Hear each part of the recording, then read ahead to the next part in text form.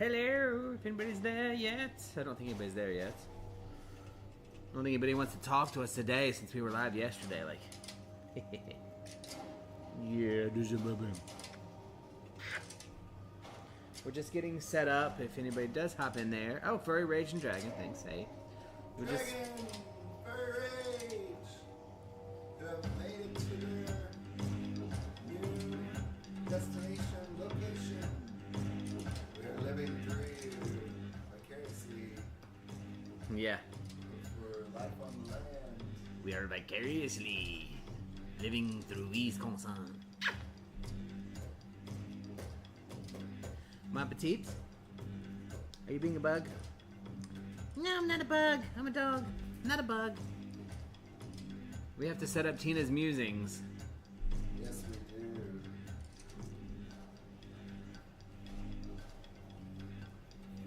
I'm not one to gossip, but...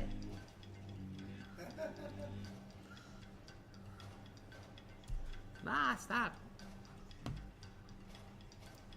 I'm trying really hard to be annoying to you. Ah, petite.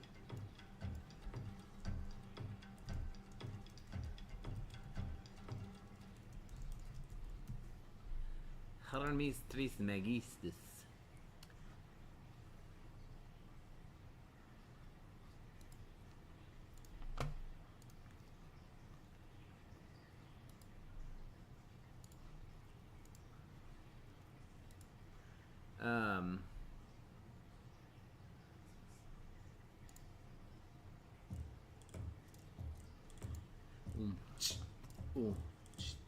So this is an interesting music.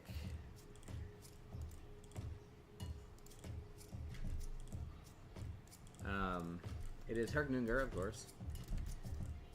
I just enjoy everything he does, just about. That's awesome. I do. By the people. Go ahead and on the bus. Are you going to read this? I am, if you give it to me when you're done. I'm done. I'm going to start. At some point, I have the other two books that I have not read in the series. It's 3 volumes. And I recommend this to anybody on any path to take from what they need. It's very good. I think basic book or introductory book for a 10 path. Have you read it? This one I've read. Yeah. Oh, give it to me. I'm going to bring out my other two. Here's another book. Oh, thank you. It's really good. It's pretty easy to read, but a little judgy at parts like LaVea's, but we usually overlook that. It's a very good book to me, in my opinion. Ma.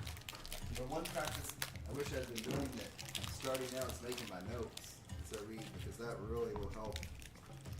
It's hard to go back and look to remember, well, what was it exactly that I just thought was freaking awesome? Yeah, no, I agree. And it's So, good to that. do that because it kind of gives you some, you know, some thinking levels and processes. Coven too. I looked at that, but it's also on YouTube, or was. Let me get the other two books. Oh, my foot's sleeping! My foot's sleeping! Or don't forget our drinks. Which? Oh, are you asking me to prepare a drink?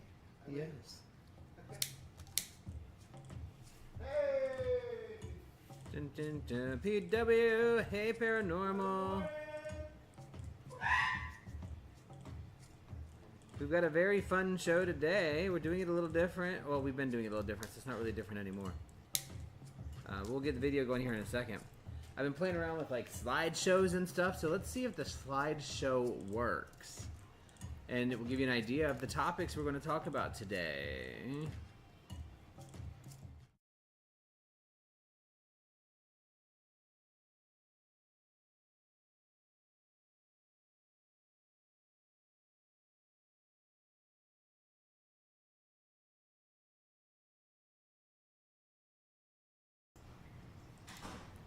So obviously it's going to be similar to what we talked about last night, but this is some of the images from the things that we are going to talk about today, and kind of move into how does this stuff work for us and what are we learning and all that, you know? So, I mean, I'm super excited. Very, very, very excited. I did. We're not sure if it's going to stick, but we're going to start with that. We thought it was great, and me and Brad said this morning, I was like, let's go ahead and change it. Let's go ahead and do it. I think here's my other two. I have not read the Sanctum of Shadows Volume 2 and Volume 3. Nice. Need to read them. They're very... I recommend highly. We're running out of bookshelves. We need a bigger house to get a bigger bookshelf. We need a house shelf. We need to put that up too. Yeah, we really do. Thanks for stopping in, Paranormal and Furry and Dragon. We're gonna get started at 11 o'clock on the dot. We do want to be a little, what's the word? Mindful today of the topic, because it is, you know, scary for some people. There's some people get a little worried about it. But I promise you, this is not a devil-worshipping cult mess of stuff. We're actually going to really have some good topics. I'm excited, like I said, and really looking forward to having some of these discussions with you guys. So I'm excited. So if you're seeing the slideshow, that's really a lot of what we're going to talk about today is on the slideshow. And just kind of go from there. I think it'll be fun. I think we'll have a lot of fun. Happy October! Yes, hey, I think I said hey Tabby, but if I didn't, hi Tabby. So excited that it is October 1st. Like it is, I don't know what it is, but I'm just happy that it's October 1st. And there's nothing wrong with that. I like it.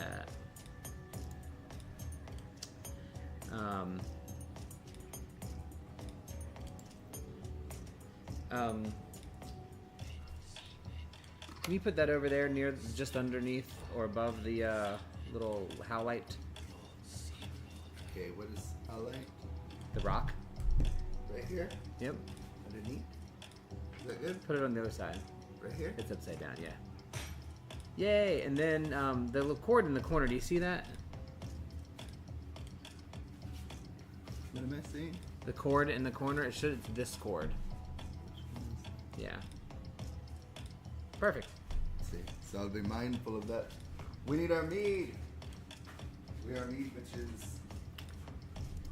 Oh, I'm a mead love, but oh, rub it in, Furry Rage. Seriously. Rub it in, rub it in. It's fall here. Well, can you imagine fall at the lake? Oh my God! With all those trees, the pine trees. And we cannot stay here forever. No. I've got to see fall and spring in another place because we don't have it.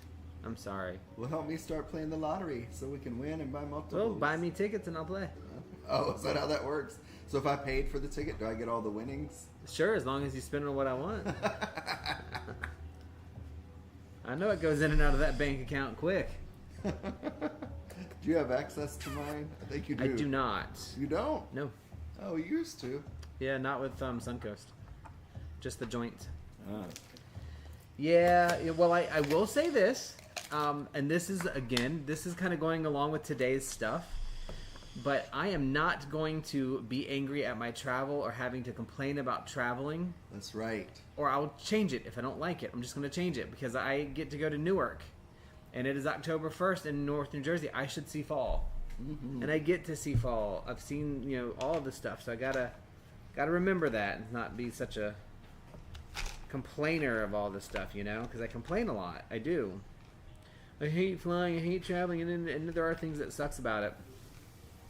But if it sucks that much, I should change it.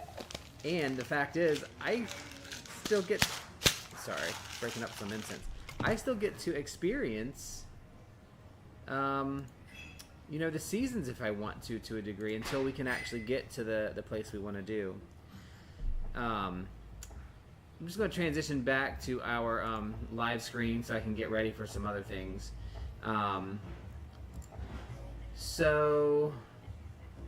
Hopefully it's working the way it is supposed to. Oh God, we're gonna do a Halloween tree too, but our dogs get into it too much, so we're gonna move one of our tables out and we have a little black tree with purple lights, like a little 2-footer. And we're going to put it in the center, and then we're going to put, because we started getting like fall and Halloween Village type stuff, like, you know, A Nightmare Before Christmas, and we're going to put it up. Super excited about that. That is so cool. If you should take pictures, Tabby. I want to see them. I love that stuff. Truly, truly, truly. So, I'm burning a little bit of dragon's blood with our autumn blend that we made, and some pine and white sage. This Chihuahua is just obsessed with being on my lap, and she won't move. She's gonna fall. Oh please, yes, I want to see pictures, because we thought the same thing. So as soon as you walk, To hit something? probably just turn the whole thing off. I hope not. Your luck, it would. No, I'm just kidding. We get more books coming today. Whoop whoop. Ma's coming over. Hey, La Petite. Come here, Ma Petite. My legs get Does tired. she need to be saged? Don't do that. Oh, sorry, baby. You do not, and that's dragon's blood. She's her own luck dragon. She's her own dragon. I love that. So we've talked about it, but as soon as you walk into our house, if you look to the right, you'll see all of our altars. We have 5 of them set up. We're going to add one more in the front when you walk in, and it'll be our fun seasonal altar that's really more about aesthetic and decoration than it is actually stuff. So yeah, I'm so excited. I love stuff like that. Just for the record, if anybody is interested I don't know how it's going to continue or what it's going to look like, but Ooh, Halloween tree. we are going to try once a month in one of our places, whether it's the cigar bar or the new hookah lounge that our friend is opening, or what, that we will have Discord groups and discussions.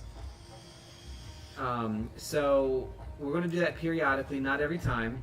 And it's going to be discussing a lot of the stuff we're going to talk about today. It's kind of like a more intimate engagement. So if you're interested in that, keep a lookout for notifications on our Discord section under the announcements as we change things over and get that put in place. So just throwing that out there so that you know. But yeah, and of course the dogs are going to go nuts here in a minute because food is coming. But I will say, I had fun last night. We opened the Discord at about 8 o'clock Eastern, and we had it going until about 11 at the cigar bar in our local area. Had a lot of really good discussions. I will say there's a lot of other things that happen in that. It's not truly just that. It's definitely a more social aspect, but it's not broadcast, so it's a little more private. So if you're interested and you want to come in and talk or just listen to us talk about all kinds of stuff, you can do that. Not to mention, same thing here. So I'm hoping if you guys have questions, I would love to see them today.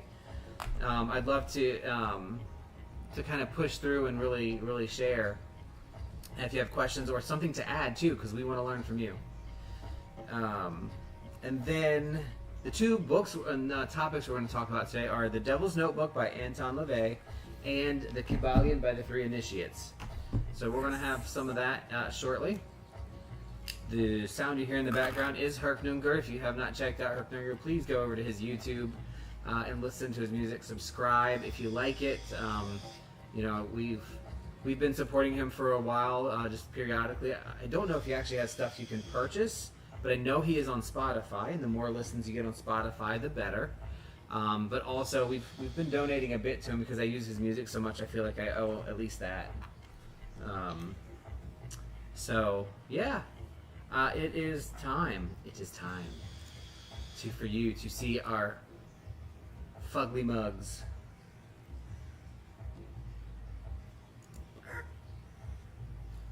Good morning. They're not there yet.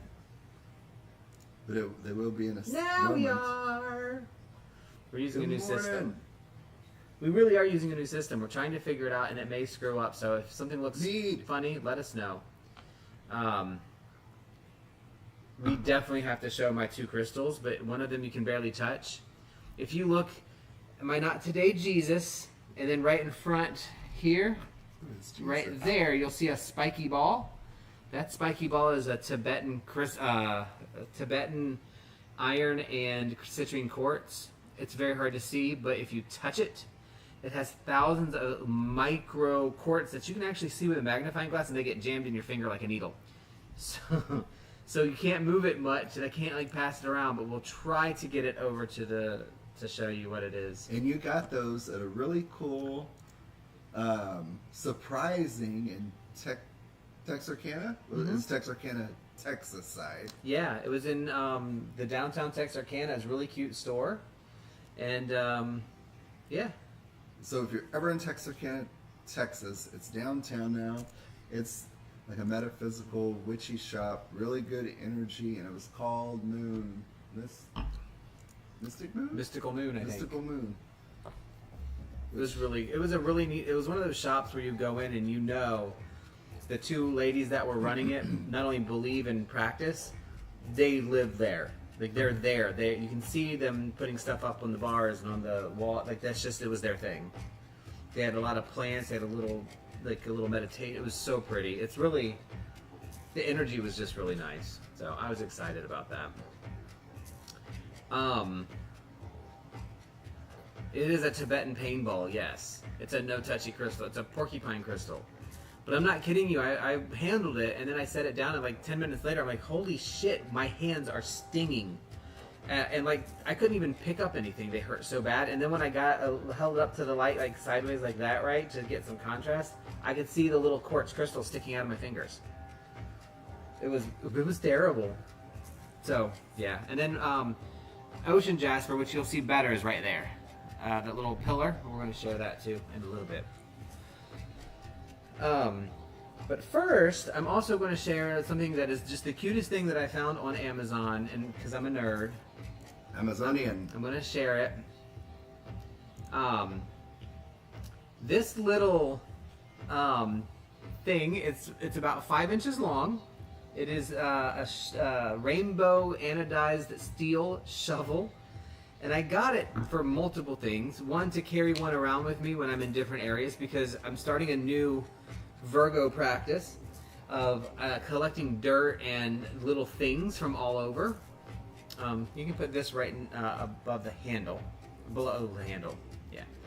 And these little containers that cost $8 for 50, I'm going to use them to put dirt and things in that I collect from different places that I may use to tie some of my magical workings together. Like we have crossroads dirt, we have cemetery dirt from different areas, and if we need to have some connections in magic, I did. Oh, awesome. But I had such a hard time getting it. It's really hard ground. I couldn't, so I bought these little shovels, and they were $10 for 10. They're super cute, and I'm going to use them.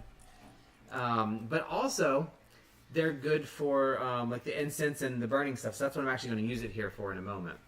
But yeah, I got a little pack of 10 of those in these little containers so I can put dirt in and label them. And like, you know, this is the Farmers Academy graveyard dirt. I got it from the entrance. Oh, cool. Okay. So that's things good. like that. And I got, you know, I know it's weird, but I like stuff like that. And I'm going to have these things piled up in place so I can use them. Virgos, we like our stuff. Powdered up, whatever you call it. So, yeah. We have a lot of things going on today. And one of the... yes, the witchy store dragon. Yeah, it was really cool. I would want to... That's an amazing plan. I like tiny shovels. Ooh, dude, I'm telling you, I'll give you one next time I see you. They're so freaking cute. You can buy them in so many different colors and stuff, but they're just so cute. I love them. Yeah, Coke shovels, seriously. Coke in. But that's what you have the long pinky nails for, right? Unless you bite your nails. I probably shouldn't say that. I shouldn't know that that's a thing. But I do. So yeah, there's that.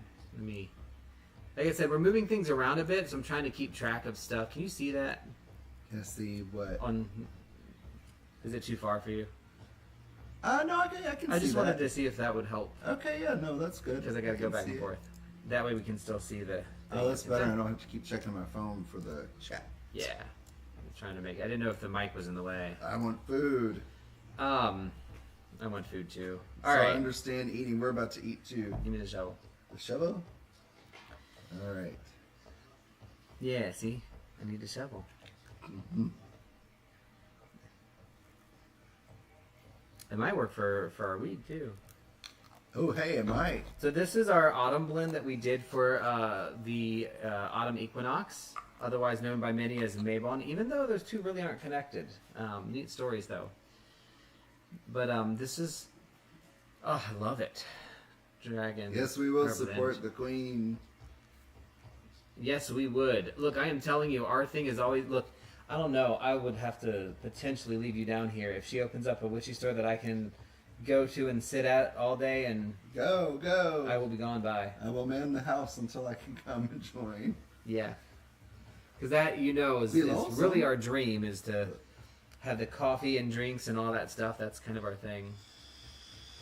Yeah, I've got more. I think, did I give you a little thing of it? I think I did. Of what? Of the blend. Right. Paranormal, we would love to do that too. I don't think I'd be good at it. That though. would be fun. We do have some paranormal investigation tools. We should do that again. We did it right in the beginning, but I don't think we have since. All right, that was. I bet. Yeah. I bet that would be fun. We could do a show on that. We have a couple of things, not a whole lot. Let me see. I want to zoom in just a little bit. Oh, my hair. Where's my tinfoil hat? I don't know. Do you need it? No, not right this second. My Oh, hair good for you. look like I've got a bush on my head though. That's a mess. Look at that. I look like I wish I had that much hair. Jim Carrey and whatchamacallit. Ace Ventura. We had it cut like a perfect bowl. Which one is that? Oh no, I don't remember. Maybe I'll zoom out just a little bit. No, I can't read the stuff. There you go. Yeah, this is going down though. Like Oh. it's showing up for a second. Yes, you can do it. I've been done solo paranormal stuff. Oh, cool. That is too cool. I would love to learn more about that. So you go up there and Paranormal? help Dragon with the store front. Yeah, we got to get the truck and the thing so I can take it. Oh, I'm true. not leaving the dogs. Oh, that was not part of the equation. Oh no, they're coming with me. You can take one or two. You can have Draco and Iris.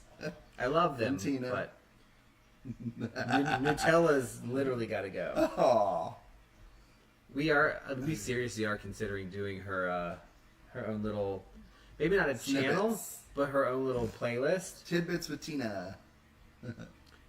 Tidbits of wisdom with Tina. Yeah. Uh, Oh, we need a life. Yes. So, yeah. So this week I'll be in Jersey, so at least I get to see a little bit of some stuff. But anyway, I'm gonna just hop over real quick so you can see. I'm gonna show the Kibaleon, because that's gonna be the first thing I'm talking about today. Yes, that would be so cool. the hubby can translate the Tina show. All right, running. I can already tell you what her first statement is. What the hell are y'all doing to me? I don't know all this stuff. I'm not on this face page. I don't get it. But I'll tell you what I think. Now, but you would stay with me, right? That is, I just love that. Tina's concerns, yeah. Tina's concerns. I'm concerned about the world today. Tina's concerns. And the Being a- LGBTQRT. Being away from her for a week, I came back. I was like, does she always look like this? Her face? I think she does. I think she I does. was like, she looks really bothered, but I think The best word for her it is, would be bitch, please. the best word I have for her is pensive. Offensive. But yeah, Where is no. my Tina? I would, like, our dream really has been, well, Brad's has always been, Rook, Brad, same thing, we never knows her name, is the coffee shop and bookstore, and mine is adding, well, both of us do want to do the same thing, but mine started as bookstore and shop, occult shop, and his is coffee, and we're like, let's put those together, coffee and tea and things like that. Maybe I a know. cannabis dispensary now. I do know Ziggy also that's something that's really in her lane too that she likes to do. I know she makes a lot of Hey, stuff. Joy. Good morning. Ziggy's not with us today because she is doing her fair, the Pagan fair. So she's vending there, which is very cool. I'm jealous. Ooh, I've got to reach out to you, Paranormal. One-to-one. Joy. I want to hear more about this crush. I like the romantic stuff. Joy. Yes, that's Romantic fine. stuff. Yeah. Ziggy is doing something today really cool. I just What said was it? I missed it. The whole thing. Okay, then don't retract. I'm me. going to I'm just ADHD. going to repeat it for Rook. Ziggy can't be with us today because she is doing her pagan fair. She's a vendor. Oh, that is too freaking cool. And very exciting to do that. I would love to participate in that stuff, but I wouldn't actually want to vend my own things. I just feel weird. If I made something, I'd want somebody just to buy it and not know where it came from. Can I confess that Weird. when she started, There she is! Hi, Ziggy! when she started talking about opening something, I was secretly hoping she was going to say making adult clothes. Well, I think she can. Like I mean, a that's- harness. That's a thing she can do. Ah. I would support that at a vend. Hey, Ziggy. Yes. Let me know if you make adult play clothes like harnesses. I mean, how about a ball gag? Let's start with that. Really? Yeah. Where can you get one? No, I'm just kidding. Yeah, look. I mean, that's like, even if everybody did kind of a different. I love the idea of being those associations with stuff, like, you know, having an inventory where if you make a couple things and we're in a, you know, 100 miles The leather away, machine. Okay. we'd have multiple different people. How's the fair, Ziggy? She can make ball gags. Please do. Do you need measurements so we can shut them up? I'm just kidding.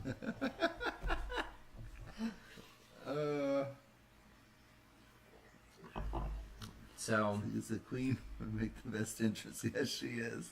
Just all right. Well, hey, yeah, that's awesome. For your age, I think that is so much fun.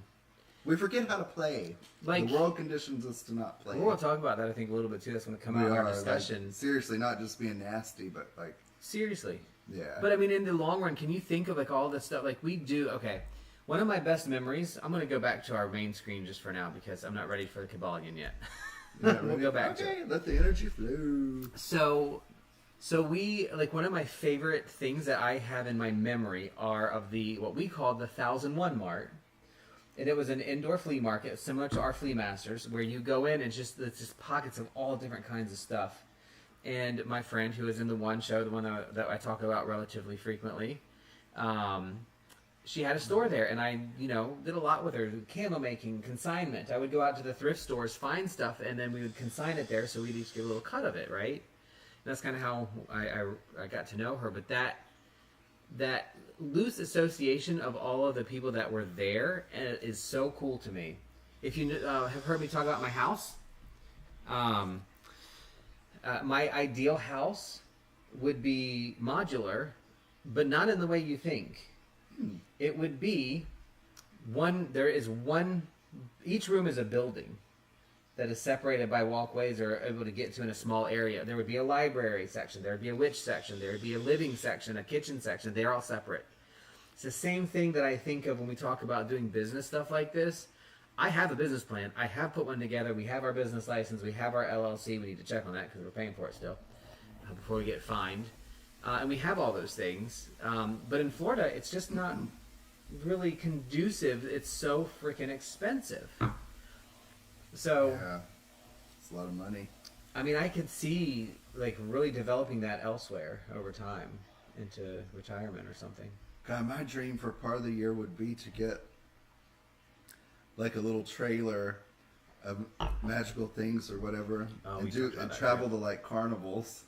We did If talk they about even still have carnivals, like that kind of style. Not the whole year, not full time, but it'd be fun to do like for the summer or something. Go around to medieval fairs or whatever exists, or regular fairs. They still have regular fairs, state fairs, stuff. That would be fun. I mean, we talked about doing a food truck style witchy shop.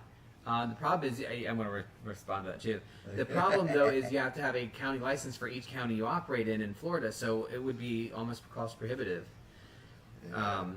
So what I'm picturing now changes, like it always does. So I'm literally thinking, how cool would it be if we participate and help out with the ideas that Dragon has, and we have the ability to put our ideas in there, maybe have a separate location that, you know, and have them associated with each other that actually focus Get a and license to make mead and sell. yeah, Yeah.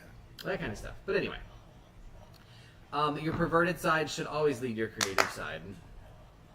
The more perverted, the more creative. Just The more saying. creative, I really believe that. It's a strong source of energy, and creativity, and inspiration. So I'm not going to share this on the stream at this moment, but there is something that many people will consider perverted or related to the adult toy industry that is made out of silicone that I want. And Oh, that's you. I thought it was a dog breathing hard. I thought it was like, what dog is doing that? that I want to see made, and I can't find one anywhere. It's I found a couple of these items. I'm not, like I said, I'm not going to share one here. I will later once I talk to the person or mention it, not on a broadcast. And let's just say it has to do with something that was taken from me when I was a small child. Oh. And we'll leave it at that. That's a good idea for a good consideration. There's a lot of people that are allergic and can't enjoy those kind of items. And silicone is a good alternative. Yeah. But at the thinness that some people might need it for certain things, it's hard to... It's not as strong as latex is. I don't know anything about it, But sounds like a good yeah, no, consideration. the air came on. But yeah, so all these things would be cool. Like, I would love to have a shop somewhere and be able to say, like, guys, I don't have that. But go to Ziggy's or Dragon Dancers and you can find XX and X. Or if you want, I'll call them and I can have it shipped here for you. Like, that would be so amazing to me. That's what the Order of Patchwork Pagans started out as, and still is, even though we're not paying much attention to it, is the overarching association that allows us to have similar things together. I just need to find somebody to develop a website and start listing out things in there, like Witchbox that went defunct. We want to have the Order of Patchwork Pagans website where people can go in and contact people in different states and different organizations and list who wants to be listed, almost like a directory. But anyway, I'm getting way out of excitement there, getting excited. Move along. I'm just kidding. I'm kidding. Fook. Please.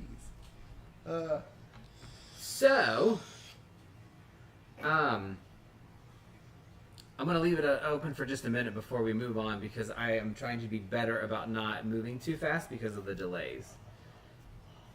But we will be talking about that a little bit more, the perverted side of things, as being a part of Do What Thou Wilt.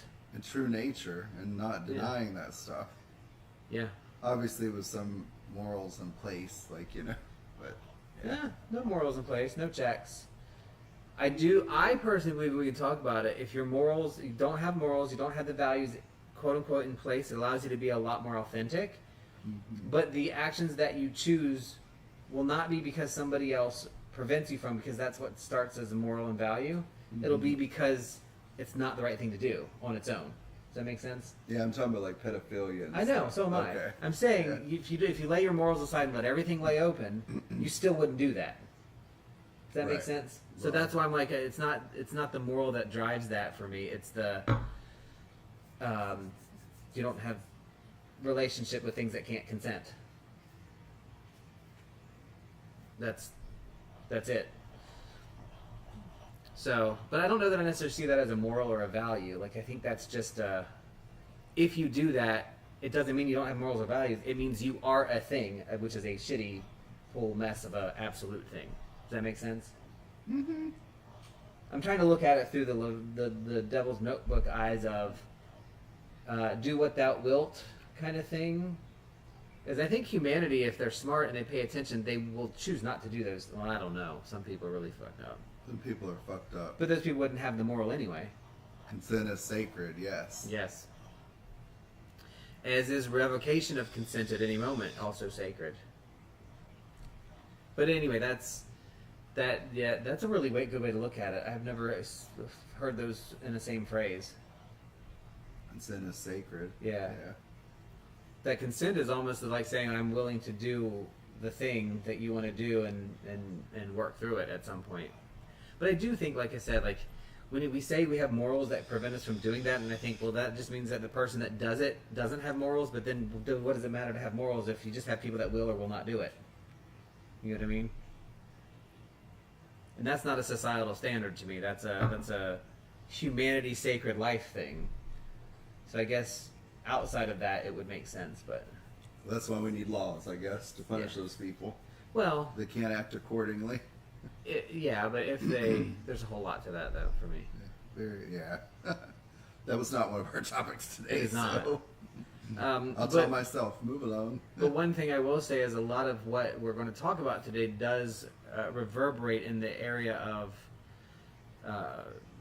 being somebody who's adding to, not taking away from humanity, like as a thing. But anyway, we're going to switch back and we're going to get started. De Kibalion. I can't wait to read it. It seems The just Kibalion. seeing you be excited about it. And I don't think you really stopped reading, but I have. So getting back into this the last 2 weeks, it's like anything else. It's like, for me, reading is literally meditation. Why don't I do it? Make time during the day and do it. 10 minutes or 2 hours. Yeah, there's a fly in my face. But I'm excited to get my copy of the Kabbalion Hermetic Philosophy. Yeah, so I would say that I would highly recommend this book to anybody who wants to just learn some basic tenets of how the world might work. And I say might because I don't believe that you have to follow it to learn this. I also don't believe you have to know it or read it to come up with these same ideas.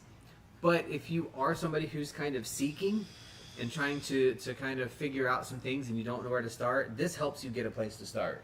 And that's what I really like about it.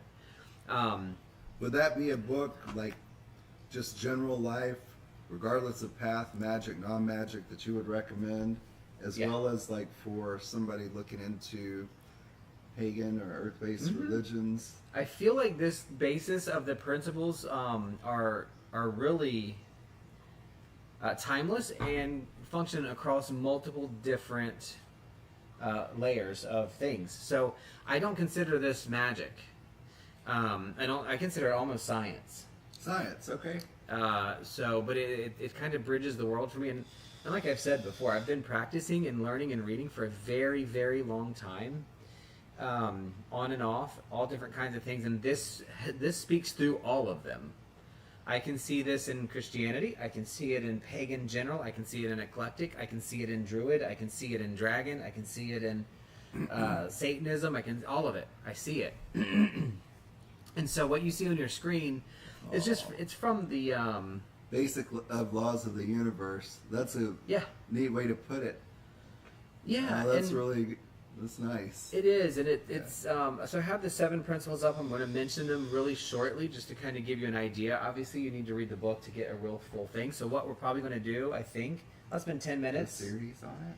Well, we're going to bring a couple up each week, I think. Oh, that's good. During the podcast. Right. So the 7 principles or 7 hermetic principles, well, first of all, it really is, it's a philosophy, the hermetic philosophy, and it really comes down from... Why were you looking at me when you said dumb? I take issue with that, sir. Hermes Trismegistus, this thrice great hermeticist philosopher that really embodied some of these things. And so, hey, Calvin, as old as it is, it comes back in and kind of pulls in all of these different pieces. And so I'm going to hit them real quick. Calvin, welcome in. Welcome, Happy Wicked sir. October. Happy Wicked October. Or just to Wicked you. October. I like that better. Whoop, whoop. Well, so we're talking a little bit about the Kabbalion for a few minutes, and then we're going to switch over to a couple other topics. But I wanted to hit the 7 principles because they're so valuable and important. The first principle of mentalism, the all is mind and the universe is mental. One of the things that you will hear a lot in the Kabbalion is the all. And what I like is the all is everything and nothing. The all can be one or many. The all, it is everything. And it's not dogmatic in its explanation. It is very, I'll be honest, when I first read that, like the first chapter, I'm like, the all is, I'm like, oh God, this Here is we going to go. be, here we go. This is going to be, God is great, God is good. God, I thank you for this food. He was not good. That guy was terrible. But that, as I went through it, I started learning more and really recognizing that it is true, and I do believe that. I've talked before that the all is mine, and I've talked a lot about how I feel everything is connected. But thinking of the all as mine, or the universe as the all, it's not just connected, it is. We're not just it just is everything. And that was cool. And then the universe is mental. If you have something that is everything already, how can it create anything new? Because anything it creates new, it already exists, because the all is everything. It's kind of like, how did God make light when there was only darkness out of nothing? Because he's God. Well, no. The Hermetic principles explain it much better, because the creation is mental. Right now, I can think of, and I've talked about this before, of a character. I can make up a character in my head, and that character has never existed before, but now he does for me. I have mentally created. Yeah. So the universe is a mental creation, constant mental creation. So that is how you make things out of nothing. Not to mention the fact that when you mentally create, you're using energy in the form of adenosine triphosphate, which is powered by the things that you eat, which is powered by the animals and plants, which is powered by the sun, which is powered by fusion, which is powered by a star, which is powered by galaxies, and just endless, goes on and on and on. So that's the mentalism. The principle of correspondence, we all talk about this one, as above, so below, as within, so without. That means when something happens on one planet, it happens on the other. The principle of vibration. This was the coolest one to me. So this idea, the principle of vibration, we talk about raising your vibration. That always felt really hokey and new agey to me. Like new agey, yeah. And I use new agey as an insult. It shouldn't like a platitude, or yeah, it's just kind of like, raise your vibration. You're in a higher plane. That's high. Vibe higher. No, I don't always need to vibe higher, bitch. The principle of vibration. The principle of vibration connects to science. Think about what we know now in science. Gas is moving, the atoms are moving at an extremely high rate. That's why they're gaseous. Liquids, slower but faster than solids. Solids are also vibrating. If you go down to the atomic level, the electrons are going so fast we can't see them around the proton and neutron nucleus, right? So there's vibration coming from that, and we know that. We've proven that in science. So everything is vibration. Even things that feel completely solid are made up of atoms right now that are vibrating at a speed that can be measured. So if you think of everything as vibration, it now makes sense. If we want to get up to the higher planes, we vibrate higher. We explode into gas. Not the methane kind that comes out your butt. Gross. But just a really cool idea, right? Like, it's like all coming together. And I'll be honest, when we get into details of it next week, or a week after next, I'm excited, because the stuff is just, I can talk about it for days. The principle of polarity. This one is hard for me. Everything is dual. It has poles. The best example that I saw of this was hot and cold, right? So if you have temperature, and it's 70 degrees, 70 degrees is not hot. Well, some of you might disagree. It is not hot, nor is it cold, but it is hotter than 69 and colder than 71, right? So if we know this, then we know that we can go down to negative 50 degrees, and that's colder than negative 20. But negative 70 is colder still, meaning negative 20 is actually hotter. So when we talk about the polarity of things, we're talking about the ability to have things that are opposites, that are identical in the nature of them, but they differ in their degree. All truths are but half-truths, and all of these can be reconciled. If I am 10 degrees, and that is colder than 30 degrees. If I add 20 degrees, I'm at 30. There is a pendulum swing. It's just really cool. Love that idea. The principle of rhythm was new for me. That's the ebb and the flow of things. So this is the pendulum swing, but I pictured an actual pendulum. I'm like, okay, that's weird, like the rhythm of something. But this pendulum swing can be eons in time, and there can be thousands upon millions of pendulums swinging in your life at any time. And know that the pendulum starts from the negative pole to the positive pole, and as it swings, it always swings as far forward as it does backwards.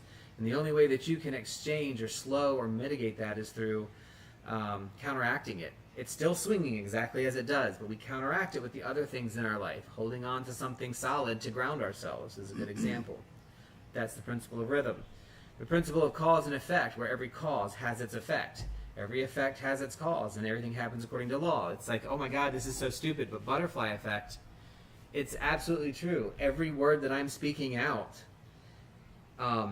is a creation of and causing you to have vibrations in your eardrums. Even if you don't listen to what I say and you don't give a crap about what I'm talking about, your eardrums have little hairs in them that are vibrating based off of what I'm saying out my mouth. That is energy transfer. That is cause and effect. What you do with it can't help you. Now, what I say may make you go out and do something really crazy. That is a cause and an effect. So we have to be considerate of what we're doing and saying. Not to the point of holding back, but to the point of recognizing that it's going to have an effect. Very neat idea. And then the seventh is the principle of gender, which I've always had the most difficulty with because I always think of gender in terms of sex.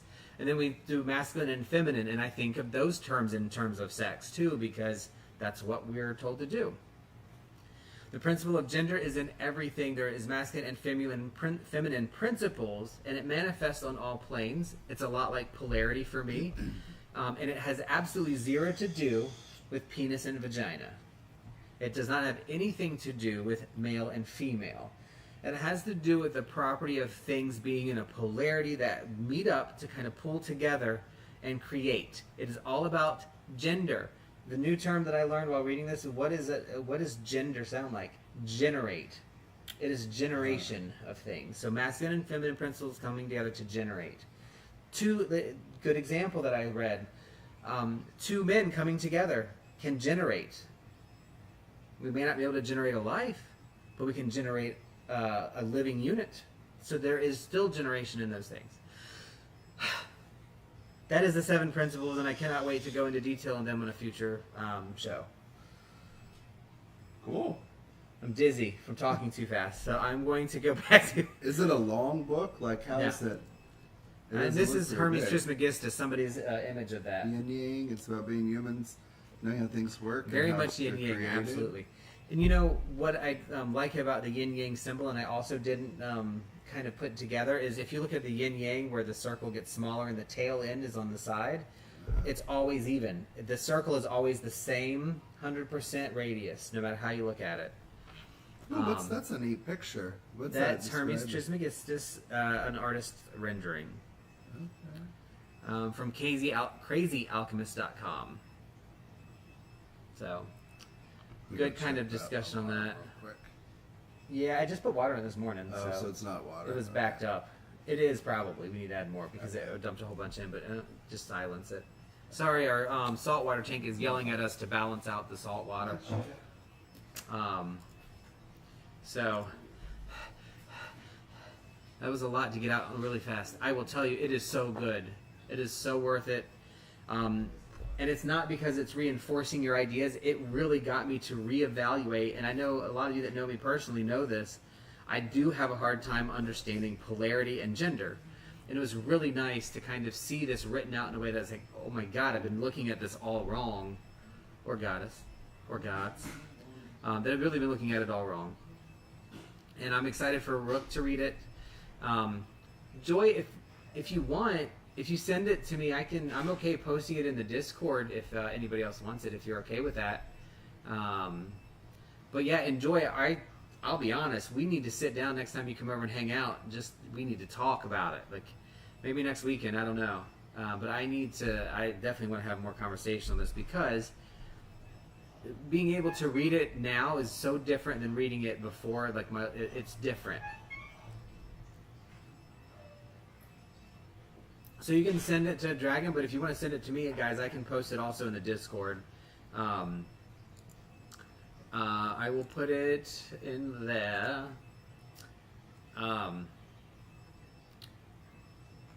Somewhere. Probably, yeah, I don't know where I'll put it, but we'll put it in there so that you can have it. But yeah. So, I'm waiting for Rook to get back, or like I said, let's put some water in the saltwater tank so it'll shush. But I find it extremely, last night's conversation, for example, at the when we were at the cigar bar with everybody who came in, that stuff, it really is what develops, I think, us as a process, right? And it's very much something that kind of just adds to and gives more color to what we believe and what we're practicing, and you know, it just, it was immensely helpful to me, and I was shocked that that was the outcome. So much. Oh yes, last night was amazing. We're definitely going to do that more. I don't know how much we'll schedule it, but you know. Whew. So now, Joy, I think that is too cool, and I also think that it is very nice. That would be very neat. Sorry, there's a little fly. That would be very neat as far as recommending this to somebody who's getting started, and then recommending that you read it again 5 years from then. So, yeah. We're continuing this, you know, for our whole first and third Sunday. So we'll keep doing this, of course. But then on other random Saturday nights, 8 o'clock, Cigar Bar, or wherever we are, we're going to do it. We might even just do it randomly out of nowhere. Who knows? Maybe game, whatever it is. But that discussion was truly, truly amazing. So, one other thing that surprised me about this shirt, by the way, is that I've worn it to a couple of places like Home Depot, and I've had people say, like, love your shirt. Like, it's kind of cute. Whew.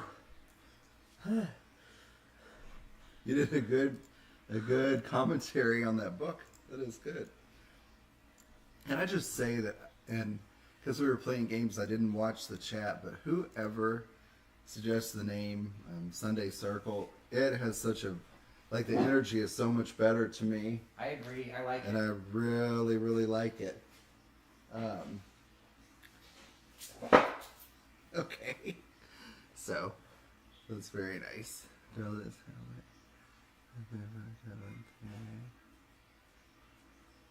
Oh yeah, you've got, is it Ziggy? We love it. I think Not today, Santa. I think it was a run. That'd be funny. Ziggy and Paranormal Witch were both talking about really good names. Good, so thank you for yeah. throwing those out there. Ultimately, which one do you want, peach or? I would like a yes, peach, please. We've been drinking our mead, y'all. It's good, and we've got quite a few more coming. Well, I just love it, ladies. It's got a much better flow, you know. And doing all these things and reading this book, so we are like really just learning. I should just speak for myself, but me too, about Left Hand Path and things like that. But 2.5 years ago, or thereabouts, I was desperately wanting to learn about it because of the podcast, you know, that Mystic does on Fridays. And I was disappointed. He's there too. Yeah, well, that gives away my... I had asked in a chat, great names too. Mead for Solomon, yes. Oh, we have it, trust. Oh, Dragon would be good at making mead. I had asked, I just want to know, not to direct me, not to point me, what is a good book that can explain these topics that I'm spending my time watching on Friday night about the Left Hand Path? And there was one person who thankfully did reach out to me, but I just want to say we're learning, and the thoughts that we share are just our learning as we go, and our thoughts. But absolutely, can I just add to that? Yes. I think it's really critical that you guys know that, because we're not authorities on this, right? We are learning it, and our thought was a lot of people want to be the authority and tell you what their thoughts are on this thing. We don't want to be an authority. We just want to share what we're gathering out of what we're reading, because if it resonates with you, then you have thoughts. You go read and learn, and we talk together about all the stuff that's happening. That's kind of what Furry Rage is talking about. There's no right or left, only what you do with it. Correct. Correct. And the only reason, well, you know, I get the left-hand path, though. The reason there's obviously a thing in there that is included, because it does, I know we hate labels, but labels do help us, for example, find this. So if we don't call this something, like left-hand label, path, yeah. it's hard to find out what it is and to learn about it, because that label is what gives it a name to control, just like the name of the wind. But yes, Kelvin. Thank you, Kelvin, for being a good resource, because when I needed one, I didn't really have it. And I understand that was my responsibility for learning, but all I wanted was a book. Like, hey, do you just know a good book, a place to start? I'll do the work. I'll read it. So I just want to say and recognize you. Thank you for being someone that can give direction or ideas and stuff. I think as occult people, we're all responsible for our own path, but at the same time, we should want to help people, especially after the nightmare that Christianity did to erase everything and change it. So thank you for doing that for people. Yeah. That service, it's needed. I wish I would have known you 2.5 years ago. Cheers. I think that's the big thing for me, really, is that it's so important that people know that both of us had talked about things that were left-hand path prior to getting involved, for me, in the podcast with Adius. And it brought awareness to it and thoughts process, and I've been calling myself like a left-hand path adjacent, because I don't really believe in the need to call it something other than eclectic witchcraft for me. Eclectic everything, eclectic. But I see the value in the name of left-hand path, because it makes it easier to discuss and define and move to. And I think the important piece of that, though, is like, please don't get confused that we are experts on this. We're literally just reading it and thinking about it and talking about it. So if you have something that's like, that doesn't sound right, or I feel completely opposite, or whatever, just share it. Chime in. It's not going to make us mad. No, it's help. We may like it, we may not like it and agree with it, but regardless, we need to hear it.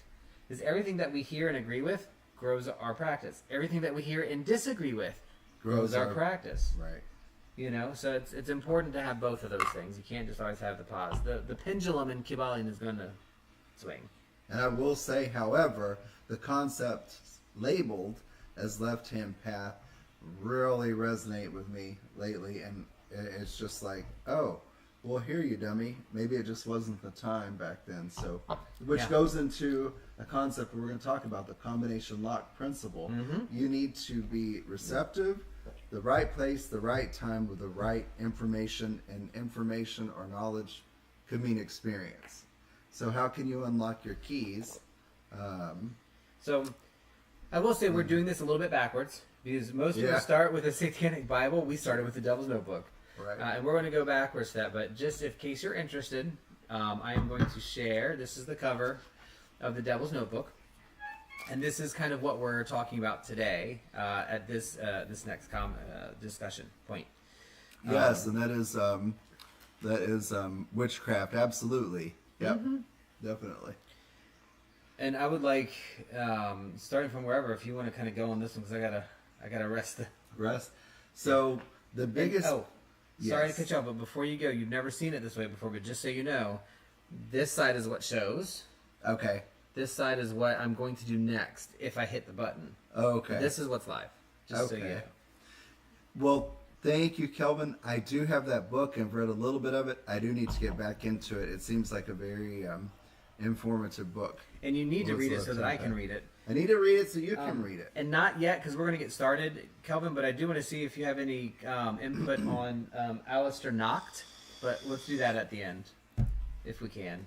So I am doing something that I should have done all along, but I find it very helpful. You're welcome. Thank you. I'm starting to make notes about my thoughts and what I take from what I'm reading versus highlighting, because I don't ever go back in the book, really rarely. But if I have notes and I'm thinking of it and I'm thinking of it again, writing it down, I'm a little bit more likely to remember. So the specific thing from the Devil's Notebook, or chapter, is called a chapter, that we were wanting to talk about is the combination lock principle. And it's talking about magic, and each combination lock might look the same. So like, I want to do a spell for prosperity, for whatever. and you want to do a prosperity spell for prosperity for something, or working or meditation or whatever, it might look the same, like the steps and the ritual needed to get us in that mindset, but the combination to open each lock is different. So what I need to learn or experience and the timing is going to be different from what your knowledge is. The time and place for you in your life in terms of the universe and time and all that. Our goals might be similar, but our energy, intention, timing, and knowledge are individualized. Is that a word? Individualized? I wasn't sure. We do need rituals and tools as a magician to build and direct our energy, but the energy, intention, and motivation come from inside and are individualistic. Timing and knowledge are important. So knowledge could be something you read or an experience, and even being open to see what it is you need to know to unlock that magic key for manifestation. Yep. Things and places exist that may be unseen to us, and that was a good example, like a rainbow. You can see from afar, but if you drive and get up to that rainbow, you really can't see it in the vibrant way that you can see from looking away. And can I add that the rainbow example is also used in details in a lot of other things, including not in the Kabbalion, but in discussions about the Kabbalion. Furry Rage, I am pretty sure... That's a problem for me. That's why I don't do them. I'm pretty sure I'm undiagnosed ADHD when I think about things, but the notes is extremely important. That's very, very critical to me to actually kind of go through that highlighting and then regurgitation notes process, or else I can't remember the stuff. So, the unseen. So the rainbow, you might need to read a book at a certain time in a certain place to unlock or manifest the working, because you don't have that piece like that you need to put forth subconscious or consciously, right? And this is just in the book. I'm just sharing notes from the book. You need to be able to be sensitive to the keys. Sometimes the harder you look, the less you'll find. I think that's very accurate. Whether it's looking for an object or an answer or whatever the case, sometimes the harder you look for it, if you're not sensitive to see it, and if it's right in front of your face, you won't find it. We can pull down the term sensitive a little bit too, and kind of expand on that. Sensitive isn't just sensitivity. It is, by its definition, receptive to one of the senses. Sensitivity to touch. I can sense touch. Sensitivity to certain wavelengths of light. So when you're talking about sensitivity in this manner too, it's the same thing. It's you have to be able to sense that thing. I can't sense X-rays. So if the combination is an X-ray, I'm not going to see it. So I've got to make sure that it comes together and pulls, you know what I mean? It's a sense that I have. And if I don't have that sense, I might not get X-ray vision, but I can learn new senses or a sensing and other senses that may have that combination for me. So I think that's an important piece too. But that's one example. I think maybe every week we'll touch on a different chapter or something that came out. What's it saying? Let's go back to or our thoughts and make comparisons. He was a douchebag. I love that. I've never heard Paranormal Witch say an unkind word. I love it. Yeah. That's awesome. Yeah, he was a douchebag. For burning that, for sure. For doing anything like that. That was just... Run in the Shadows, cool. Yes, I agree. Like, that's... I understand why people don't want them, because it limits you until you learn that you can be more than one label, and you can actually label and then unlabel. And then you can say, like, I am Wiccan. I labeled myself a Wiccan at one point. And then once I really gathered all I could from it, I still practice a lot of it, but I no longer label myself Wiccan. It's not a permanent thing. Nothing is indelible when it comes to that, and that just is really important to me in that kind. So, Ziggy is my spirit animal. Oh. That's funny. Well, she's a good one. So I like in the lock principle, the combination lock 2, he talks about the 4th dimension. So you have the 3 dimensions here, which is length, width, and height. The 4th dimension is time. And I think that it's pretty important that we are able to kind of understand once all of those little numbers are in place, it's the same, it's doable. Like if you look at magic and you look at the lock of what you're trying to do to get to where you're trying to do in your work, your manifestation, your magic, whatever it is. Let's say the combination only has 0 through 9, but you have 4 combinations, right? So each one can be 0 through 9. Let's say your combination is 1, 2, 3, 4, right? 1, 2, 3, 4 is your combination. So your combination, mine. You did a ritual, I did a ritual, same ritual. But to get the workings and the manifestation and the next piece that we need to, even if we did it together, your combination on that ritual is 1, 2, 3, 4. I'm going to turn it off in a minute. I'm trying to pay attention to our beeps. Pay attention first to the conversation, and then we can go back to that. 1, 2, 3, 4. That's my combination. What if my combination is 1, 2, 3, 4? Right. They have the same combination. Same combination. That's not doesn't fall in line with the principle. The important thing for me to recognize is when we do our combinations, this is all metaphorical, right? It isn't just 0 through 9.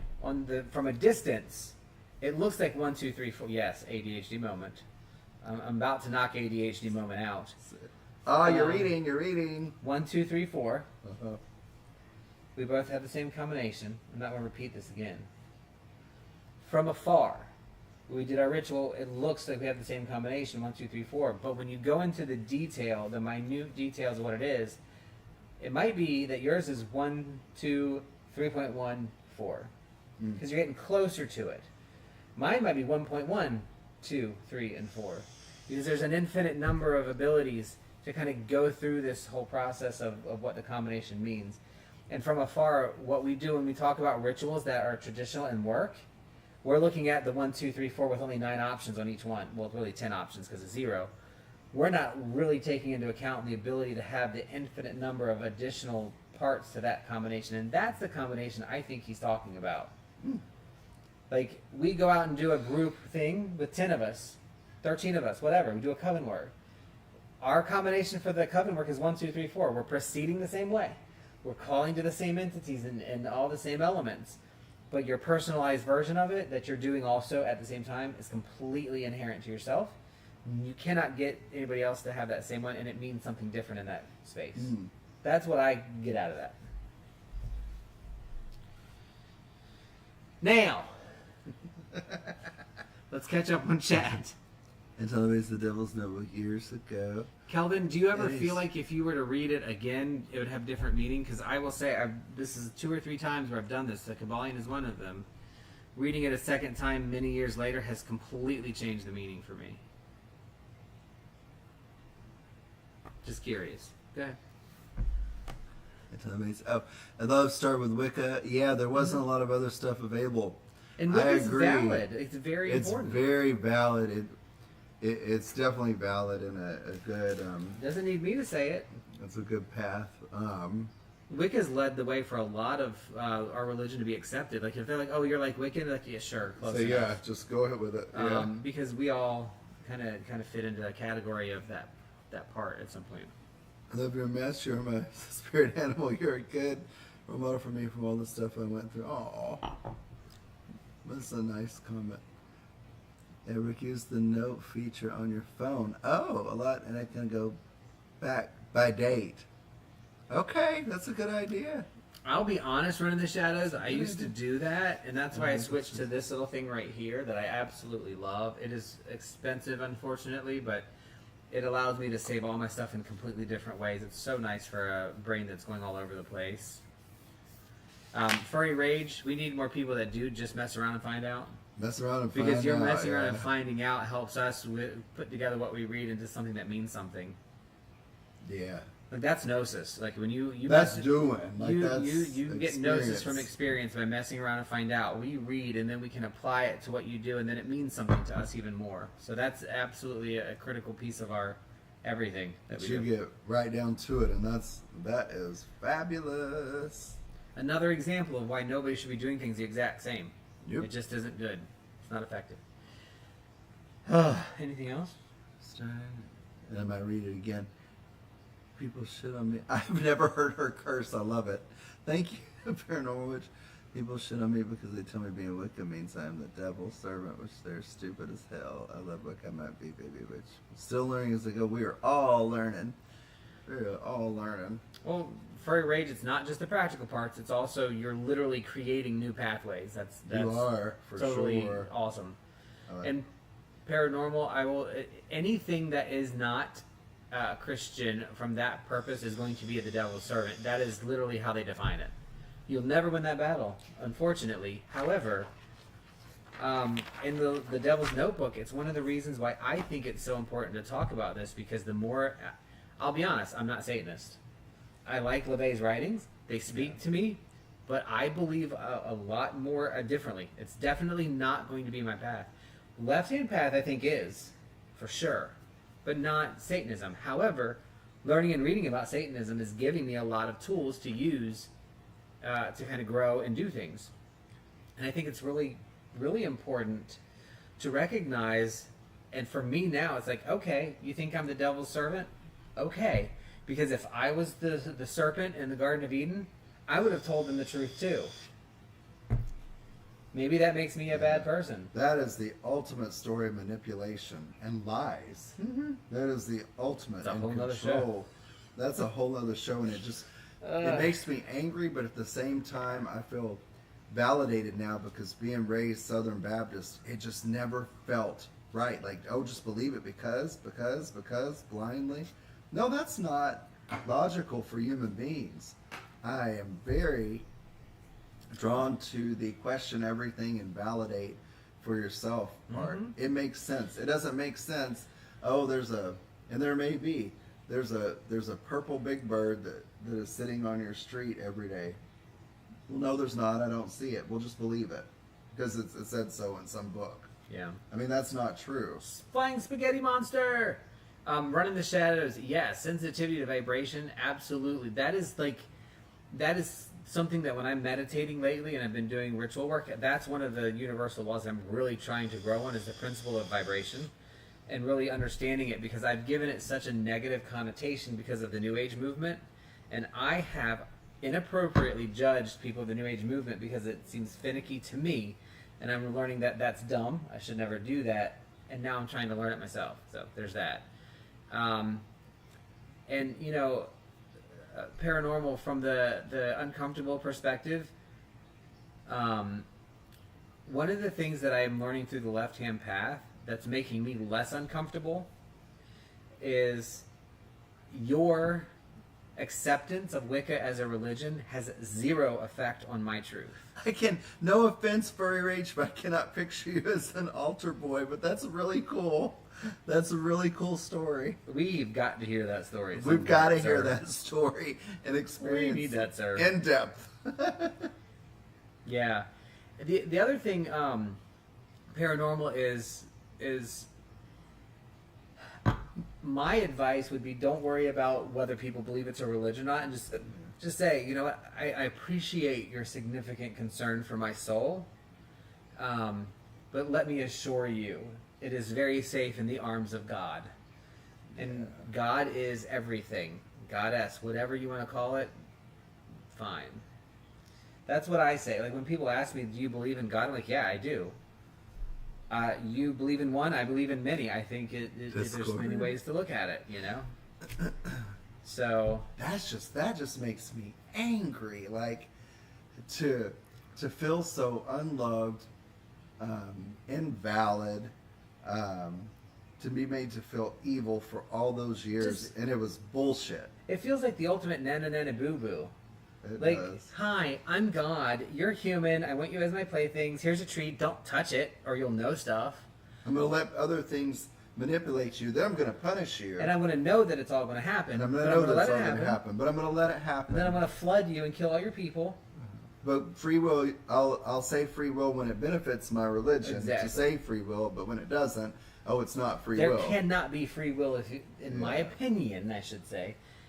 Free will is mutually exclusive from Christianity. No offense to Just any Christian Wiccans, witches. With our version of Christianity. No offense to any people that identify as Christian witches. I support anybody's path, but I completely reject almost all of the teachings of that path. It was just too harmful, hurtful, and I don't agree with it, but I respect anybody's path.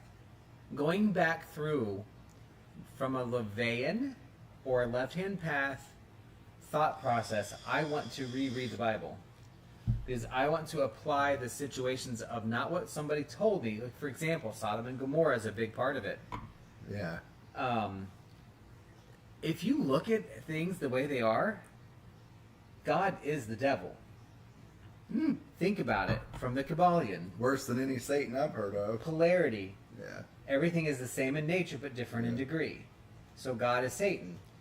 No loving God, which they never claim to be loving, would rain terror or allow these things to happen that are allowing. So that leads me to believe that God is the devil. It's about to get really loud. There's our food. I am so sorry about the dogs. Sorry about the dogs in advance. Hopefully they won't. Yep. We're going to mute just for a minute. I get it. No, Shonda. Do you want me to put it Dana! Do you want me to put it in the kitchen over here somewhere?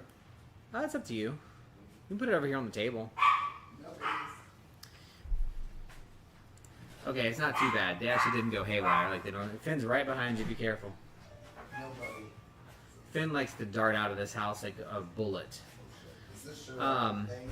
But yes, Ziggy, the best-selling fiction book ever. If you actually go through it, I want to go through it with left-hand path eyes. Oh, let me move it. Yeah, it does. Well, I can just close that video. Here. Do you want any of it now or wait? I'll wait a few minutes. I'll put it in there.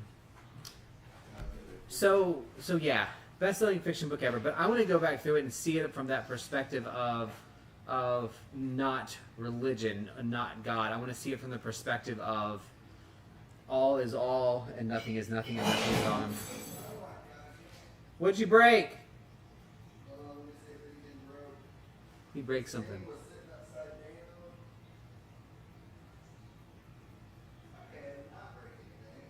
Is that the bubbler? It was the carboy, but it did not break. He breaks so much stuff. Yes, the combination will always be unique because one of us perceives the word individually, law of mentalism. Absolutely, 100%. We're going to talk about that in future shows. So if you have a lot of thoughts running in the shadows, you should hop on sometime. I'm just saying. I just, I have two, but I think I want to. I don't want to. Well, let me rephrase. I'm not going to read the Bible again. I have read it. I'm not reading it again. But what I will do is I have a picture version of it, like a short story that does it's one page per story, and it hits all the stories of the Bible. I think I might read that again, and just read it from a story perspective and kind of see what it kind of feels like. The reason being, I think Christianity is something that has really caused lots of negative relationships and feelings from a lot of people, and it's interesting how the devil, who most people don't actually believe in, is the reconciliation of that, right? It's the pull you back out of your deepest depression. God's not pulling us out. The devil is, in many ways. And doing so by allowing us to be like, wait a minute, I was put here for a reason. I have free will. I do have the ability to make decisions that change things in my life. I can do things. So, you know what we should do? We should smoke weed every day. We should have a series of live channels, random, like we'll set it up at some point, but we'll smoke weed. Yes. And then every day. Read one page of Revelations. Okay, I like that idea. Yes. That would be fun. Maybe I'll understand it better. I like that. That would be fun. I will tell you guys what I believe. I believe Jesus was a person. I believe he was a much better representation of anything that would be great. And I think he was a great guy. I don't think anything that's in the Bible says that. I think people manipulated it so they could control other people. And Jesus probably there was like, fuck these people. What a bunch of idiots. And he's like, deuces, I'm out. So, but that sounds fun. I do want to bring it up. Okay, paranormal witch. Yeah, I get in trouble a lot. The Book of Enoch. I do want to read that because that was excluded from the Bible, right? I have the Book of Enochian Magic. I don't think it's the same thing, but. And also going back to something I remember, although I don't jump in. Where's Fiji? Oh, yeah. What I think it was Paranormal Witch was saying about when she was talking about saying that Wicca, she's a servant of the devil. It makes me think of a story we learned about yesterday about Julian the Apostate, who was an emperor, and as Christianity was coming in, he was like, "Are you people fools? Do not abandon the gods you've worshipped for years." And he was really against what that was a neat story. It was an awesome story. I recommend anybody to look it up. Julian the Apostate. He was like, "You're abandoning your gods that you've honored for years, and you're going with this guy." It's like, no, that is not right. And he really tried to prevent Christianity from taking over. Right, the last page. Oh, I wish we could find that video. It should be in your. Let me look in your history while you talk, because you've got a good conversation going. But it was just so amazing. This guy, he could have totally, if he'd been successful, he could have totally. Our lives would be different without the force of Christianity and the pagan and science. It was pagan practice and science being the mainstream and the focus, and it was just awesome. Julian the Apostate, and I believe it was Rome, correct? Let's see. Why is it Google? Google? No, we want YouTube. We want to show them the video. It was really good. The Book of Enoch has been banned in 140 countries. Oh, really? Oh, wow. Woo! Yes, you did give a good idea. That's probably the only way I'll understand the Bible. It makes no sense. Almost pagan savior. Does it show up in my history? 16 minutes. Wasn't it like an hour? What was it? Yeah, it shows that that's the only one in your history that is about Julian specifically. Which one? That one, that first one. Julian Flavius Claudius? Mm-hmm. I can't say. But it was a really good story. And my God, I wish he would have won. It looks like it. Oh, it might be. Let's go. This is the exact one that's in your history. But okay. And your history should be the same as what's on our TV, right? Because we're logged in as you. I mean, it should be. Pythagorean was a science cult leader. Oh, cool. Pythagorean. Yeah, and see, it's yesterday in the Caligari, also 16 minutes. Okay, that's probably it. So, all right, so we're going to share. We'll put the link in our Discord, is that right? We will, but we're also going to open it. Hold on, I don't want it to play. We're going to link it in Discord. I will share real quick what it looks like. It's literally called Julian, Lucifer's Chosen Apostates. Leave that up for a minute. In the Sunday service, which we will rename shortly. Sunday Circle, Sunday Gathering, yep. Sunday Circle Gathering, how about that? Pagan Sunday Circle Gathering. I'm just going with Pagan Circle Gathering. Pagan Circle Gathering, love it. Then we got both words, and it's amazing, and the energy's better. All right, so that's the one we watched. It was very good yesterday. Like, if you want to learn a little bit about that, so that's pretty cool. Post in Discord. We'll go back over here. So I wanted to see Paranormal. It was banned because they believed it was an important book, as the Bible, especially when it has demons and angel story in it. So important, I think, to kind of point out. That is something that just sticks out to me so much. How much of the Bible? Well, let's backphrase. That should be a banned book. Let's not call it the Bible. There is a collection of short stories that we currently accept as the Bible that has so many, probably more stories excluded than are actually in it. And that is where I kind of draw the line of feeling like that it's the ultimate, like you said, it's the ultimate manipulation and lie. So I mean, it's bad. They literally came in and changed everything and made shit up. Yeah. Yeah. It's not good. And it still exists today. Let's go, my brothers. Have a... All right, Joy. Thank you, Joy, for coming and have a great day. We need to plan to get together again soon. So love and hugs. Good luck on your commission. Let us know when you're available. Come over. I say maybe next weekend because I don't think we have anything cups next weekend. Yeah. We would love to just kind of hang out slowly and just talk about shit. Maybe we'll make some bread. Who knows? Make some bread. We need to make some bread. Have a great day. It's walnut brown bread time again. Yes, it is. Just saying. Love and hugs. Bye, Joy. Love you. See ya somewhere soon. I love it, Kelvin. Keep reading those banned books. Oh, we definitely are banned book readers for sure. Our church, actually, our congregation, I know they don't call it a church, our congregation has a campaign about banned books right now, and I love that.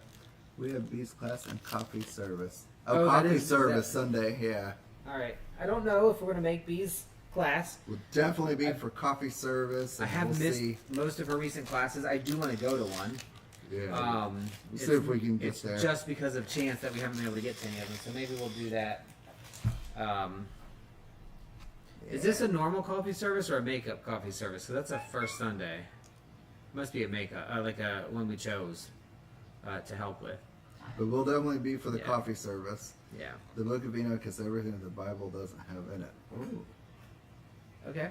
Cool. Didn't know that, but that's something we need to consider. Yeah. I know we're kind of going on time, but I did want to mention also, which may or may not be true, it may be definitely a correspondence, that there was actually, and let me tell where I'm coming from.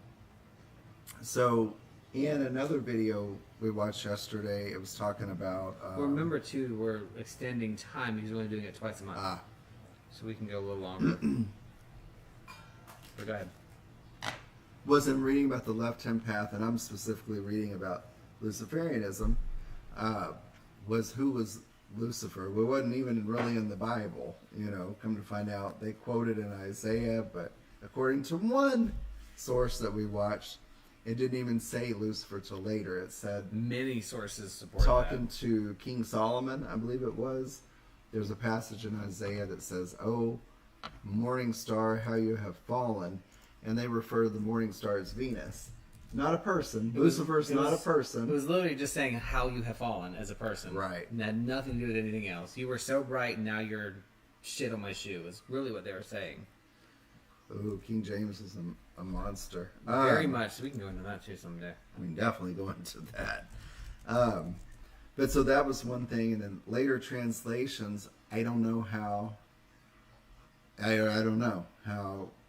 Satan or a fallen angel became to be known as Lucifer with a name, but I have ordered a book on that, and hopefully I can get some clarification. I don't like angels, so I'm working through that, because some people say the angels are the upper 72 characteristics or qualities, and then the demons are the 72 lower characteristics or qualities. Do you know why? Which maybe I can resonate with it that way.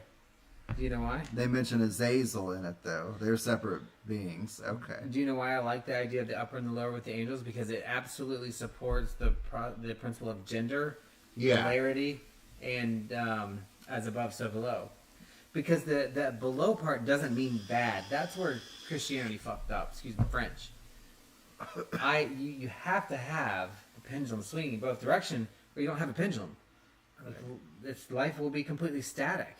They're all monsters, and they're supposed to be. That's nice. It's not to like angels are monsters. Yeah, they scare me, but hopefully I can learn a little bit more. Do you know why angels scare me? Because I agree with that. Is literally because I'm so angry about Christianity and what they did to me as a young person. So, oh, you wrote about it. I'm going to have to go back and look at that one, Miss seriously. Paranormal. But in going through all that, with Lucifer not being in the Bible, a correspondence, I'm not saying it's true, right, wrong, whatever, but there's a correspondence for Saint Lucifer Cagliari from Spain, who was a prosecutor, and he did not agree with the church at the time. So there's some thought that he was an actual person and is a correspondence to maybe why Lucifer could have been mentioned later. I don't know. Whoop whoop, paranormal. They were tasked with committing God's genocides. Oh, yeah. It's terrible. That's terrible. Oh, I hate this. There's so many Hell books. didn't exist in the Bible originally either. We have so many books. Yeah, it seems like man just went in and changed things, omitted, added things to for control. It's like it's all about control. Who's next with the turtles? Oh, turtles! But not like angels. I would open up a bit and look at it a different way. It's been interesting. I'll be right back. Thank you for sharing that, Tabby. I hope to learn and connect with them in a way that makes sense. Lucifer Morningstar could be many things, the thousands of eyes. Love it. I think it's just great, and the whole purpose of us bringing this stuff up is just to get input and ideas from everybody. And it's about opening our own minds. The Bible's there to scare humans. Yeah, I agree. But it's like there were books of the Bible, as the chat has indicated, that weren't included. So it kind of makes you wonder if, is it not all about control? Yeah. Angels. Yeah. Well, he has stepped away. I don't think the screen is up, so I'm going to go up to the camera. As I said, about 2.5 years ago, I was reaching out to ask for what's a good beginner book for those that are interested in the left-hand path. And one person did give me one, but what I found, and I guess this is the right time, is Apotheosis by Michael W. Ford. This book, I actually have really enjoyed so far. I'm right under halfway through, but it does a good job of basics and explaining things that really resonate with me. The Statue of Liberty, symbolizes Lucifer. That's interesting, Paranormal Witch. I have the Book of Enoch. I just can't find it anymore. It was meant to control after. That's a really interesting concept, Paranormal. The Statue of Liberty symbolizes Lucifer. Watch the prophecy movies. They have a good take on the Christian God and angels. Ooh, I will write that down. Prophecy movies. Furry, is that like one that's produced by like a Christian group, or let's see, where is it? Prophecy movies. I'm gonna put a star. Watch prophecy movies. And this is about explanation of Christian God and angels. It's a good take. Okay, good take.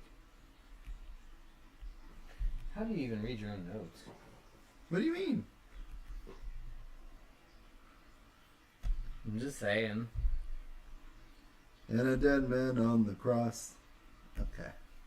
So what's Right. Furry saying? I gotta catch up with running. Mainstream Christianity is almost completely different from the original practice of Magdalene, which is tied to the universe. Is that Eastern Orthodox and also tied to Hermeticism?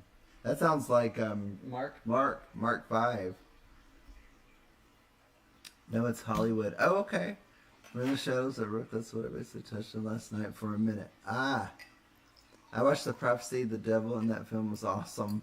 Ha ha! Hail Satan, Kelvin. Hail Satan. It is Christopher Walker in it. Christopher Walker. Okay. Oh, Walk-In. The Prophecy. I want to see it. Where can I see it?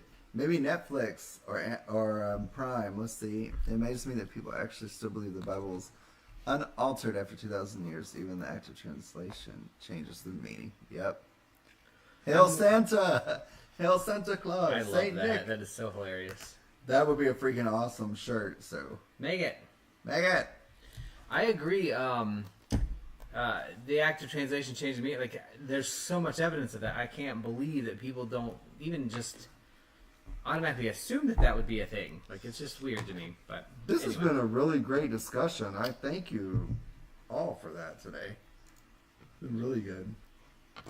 Very much so. My Red Lord and Gifter. The All right. ultimate punisher. If you're not a good boy, you won't get any treats. Krampus and Santa. Just some of the other things that we had lined up to share. This is the Black House. The original. Black House. It's Cool. gone now. It is It's been gone. torn down. Oh, that's But that was sad. the original San Francisco Church of Satan house. And in 2001, it was torn down. There's been others since then. Like in states. different places. Oh, that's really cool. This is where you will see if you go to the Church of Satan. Now, don't be, confused. There's other ones. There's the Satanic Temple. There's all these other ones, but we're just specifically talking about this because this is what we're kind of going with right now, which is LeVay. And then some people thought he was handsome, and some did not. It's so cool. Like He anything, certainly made his own way. he made his own way, and Satanism is very Look at his interesting.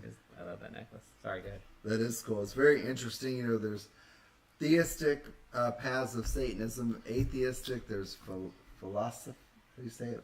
Philosophy-based traditions of Satanism, and actually, I've learned more reading about Satanism than a lot. That is really good points, and I've enjoyed from the different things. So it's definitely a good read for anybody, whether subscribe to anything in there or not. But The Devil's Notebook, I've not read the Satanic Bible, but I will arrive today. It's definitely thought-provoking, and Very much so. and the principles in theistic Satanism that I've read of Alistair Nock are not. There's some things I really took from it that are good, but the overarching theme for me personally, my path right now, is that the left-hand path topics, books, authors, threads, articles, etc. I've gained a lot of benefit from reading them. There are two sets of people that I have noticed. There are those that want to be in control and the masters of everybody, and those that want to be the masters of themselves. And that is the things that I'm trying to bring together. Ooh, Sigil of Baphomet. Oh yeah, just right, man. A memoriam. I should write a book on Satanism. Yeah, you should. I'll be honest, I'm putting all my notes together and stuff. I want to write something someday, but I don't feel like I'm an authority enough yet to do so. I've learned more practical things about life from the left-hand path books, which Satanism is a part. Satanism? Than You're I've ever drunk. learned Your from lips any. are numb, aren't they? My lips are numb. Too much meat, but I have learned much more of beneficial value than I ever learned Phantasm? from a Santism. Bible or other self-help books. Yep. I do want to ask if you're okay talking about it. I'm Hey, just Sage! curious, Hey, Sage! Kelvin, about hi Sage. Your earlier reaction, if you want, if you don't want to, it's fine. But your earlier reaction to Alistair Nocht. I've never read anything by him. I don't know anything about him. The name has only come up recently. Oh yeah, maybe he was just saying he hasn't read them, but it looked like It looked like a reaction, so I want to Yeah, know about it like- because there's a lot of people have done some pretty shitty things over time. That's why you were in the back, Ma. Did she eat? I don't know. I just opened the door and let her out because Finn went back there and Did you cried. close your door? Yeah. Back? So I need Back. to know if she ate. I did. Pookie. I'm gonna Hungry. start calling you Pookie. I wouldn't recommend it. Pookie Mystic.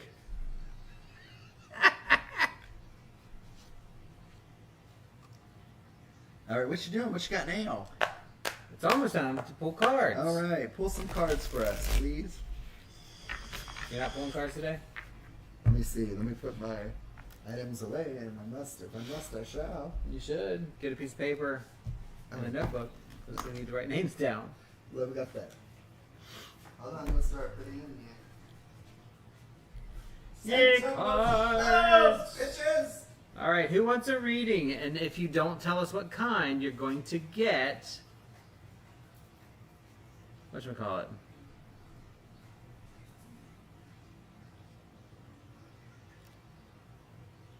General. Wahoo! Tabby, hello!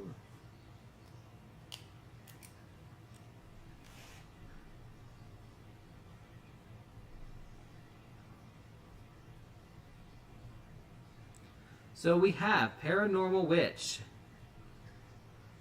Dragon Dancer, Furry Rage,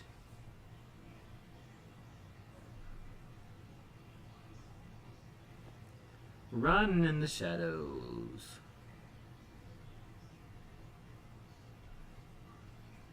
Tabby.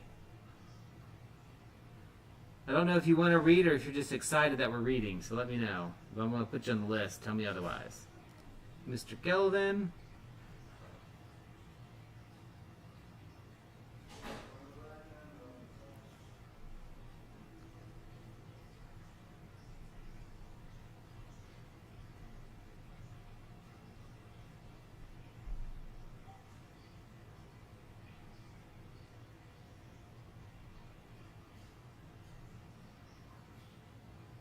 Gotcha. Alright, I think we got everybody. Is there anybody else who would like a read? I've got Paranormal, Witch, Dragon Dancer, Furry Rage, Run in the Shadows, Tabby, and Kelvin. That is our current order. No, I put you in there to eat, honey. You didn't eat. She didn't eat. A dead man on the cross. All right, we got our lists, our listises. And they're trying to. Oh, let's see. Okay. Oh, I've never used these. Wonderful. Alright, so I will be using the... So you're going to move the little plastic thingy too. Put that back. Cool. Goesha. Ooh. I will be using the Angels and Ancestor Oracle cards. I set the intention that whatever is gained from the lessons learned from this tool will be dedicated to the growth of all beings in all places. Samoa to be na move. Thank you. Samoa be sleds.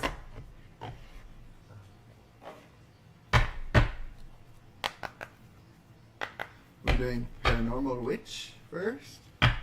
This is my job trying to flatter me. Let's see what's happening. P-dubs? They're all stuck together. I can't believe I have a deck I've never used. That's weird. Alright, we'll do it. Where'd you get that deck from? I do not remember or know. I can tell you. Did I steal it from you? You sure did. Is it your deck? It's a good deck. Or did you give me a second one when you ordered it? Kyle Gray. I did not get a second one. You liked it and we ordered it. Oh, well, thank And you. you hid it, but it's mine because they're all mine. They're all mine. I'm a Virgo. They're all mine. Okay. Jesus. Alright, Paranormal. Let's see what we get, my dear.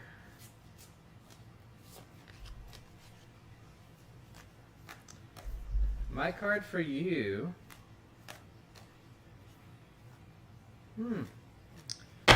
Four of Swords. Oh, that's a cool one. So let's transition over Oh, here. that's a neat one. So if you can kind of move it down a little bit, well, no, that should be enough room, right? Um, Can we zoom them or no?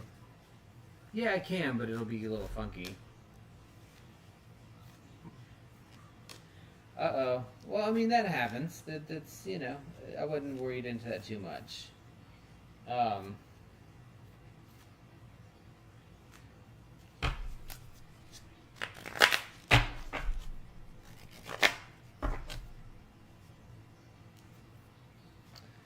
I was trying to look up which devil that was. Or can you give it back to me? Because I can't see it in the thing. I'm not going to read the book. It's a bull. It looks like a bull. Merax. Thank you. That's what I was looking for. Put it back. So Merax. I don't know anything about the Gwesha devil, so I'm going to have to actually... Oh, it's upside down, isn't it? Hold on. Yeah, it was. Is that better? So I'm going to have to actually read when it comes to that specific thing about the devil itself, or whatever the demon is that's in the card. But I can tell you the Four of Swords. We had the Four of Swords last night, remember? There are 3 swords on the wall, and so in a traditional tarot, Four of Swords has 3 swords on the wall, one sword kind of like fallen down, and then a person's usually laying underneath it. It represents the need for a stop and arrest of a problem. You bend those cards, I will bend you. These are my cards. Don't care. They're sacred. And I don't care if that's recorded. It's not, because you've conveniently switched it over to the other thing. We're still on. Oh. Nobody can see anything, but... So, your traditional Four of Swords, like I said, it's really about rest that paused before the final thing. And so, in the traditional tarot, you've got all the swords that are up on the wall, and the idea is that it feels like things are coming to get you, but they're not. So there's not self-fulfilling prophecy, but you're your own kind of push here. You're trying to push through something that doesn't really need that energy expenditure. So take a rest, and don't worry about it. Don't think just because they're up on the wall they might fall and hit you and cut you. They're not going to. I know that doesn't make a whole lot of sense because this particular card doesn't show that symbolism. But on your traditional card, if you were to Google the Four of Swords, you will see generally like a guy laying down or a girl laying down at the bottom with 1 sword on the floor and 3 up on the wall. And people think that they're aimed at them and like, everything's out to get me. This is not a good thing. People are trying to hurt me or take away things. It's not the case. You're creating that. So if I were to answer your question, is your job trying to fire me? No, they're not. You're reading too far into it. A mistake happened. Whatever it was that got your first warning for, just learn from it. Whatever it was, whether you agree with it or not, just say, you know what, I'm going to make sure that doesn't happen again, and show them that you're not going to let it happen again, and you'll be fine. So I wouldn't worry too much about that. To answer a question. To go into a little bit more, Merax. Merax is about guarded isolation. It's ruled by the Sun and Mercury, which would be making sure that you set clear messages, make sure that you're outward projecting. So you need to, and you do need to get it. You need the job, but don't be so wrapped up and worried about what you got your warning for that you make more mistakes. Just fix that one, whether you agree with it or not. Just say, okay, this happened, I got a warning for this, and then show them through the Sun and the Mercury, that's the messenger and the bright, like the outpouring of brightness. You show them, hey, I see you, I heard you, you wrote me up for this thing, or I got this warning. I'm not going to let it happen again, and prove to them that you're not. That's what this is saying. Merax Zodiac is Cancer, so there's a lot of feelings in it. Again, Four of Swords often means that you're kind of worried about something that's really not as necessary as you need to. And then that's it. That's all it says. But your traditional Four of Swords, if I just read a Four of Swords for you, would be like, no. They're not trying to fire you. Again, whether you believe or agree with what they've written you up for or not, you just need to make sure it doesn't happen again and show them that you're actively trying not to let it happen again. And they will respect that, and they will respond to that. All right. Thank you.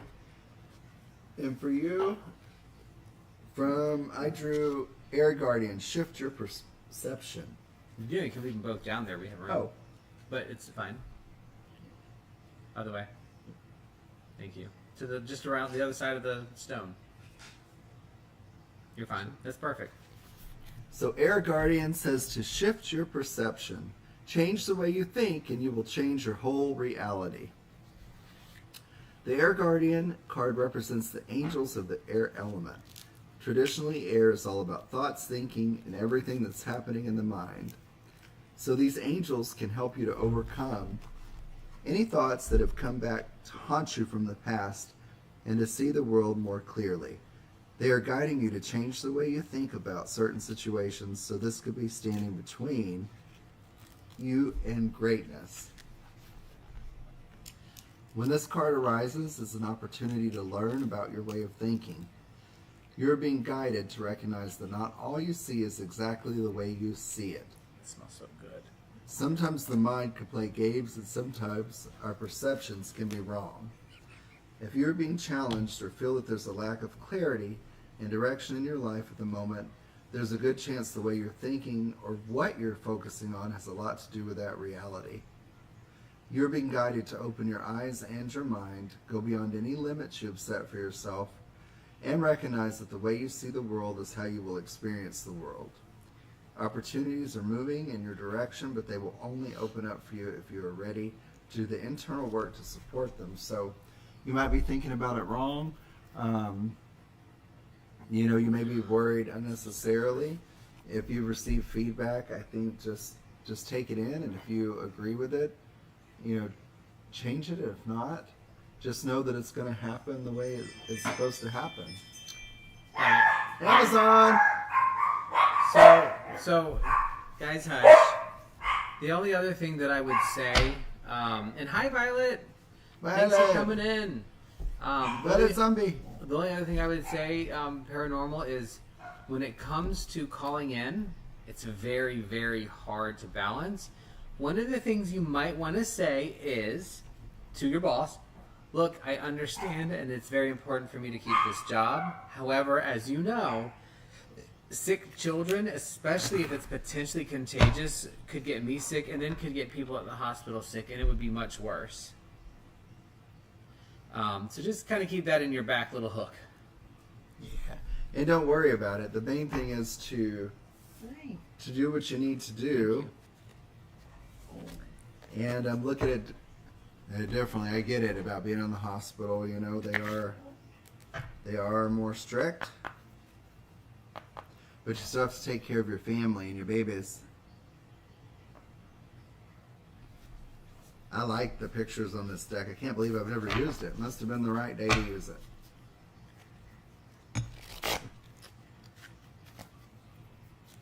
They seem bent the other way. I love pinyon pine, but goddamn if I can't get it off the goddamn thing half the time. It just sticks to everything. Like I can't get it to come off on top of the goddamn thingy, my bobber. I'm doing Dragon, a general. What does Dragon need to know for this first week of October? What does she need to know?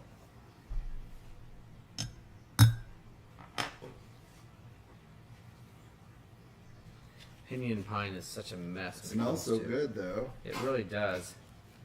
But it's just a freaking pain in the ass. You're welcome, Paranormal Witch. I think Finn's allergic to the pine. He just started sneezing. He's sensitive to the incense. Yeah. You're welcome, Paranormal. All I hope right. they're better. Sorry they're sick. It happens.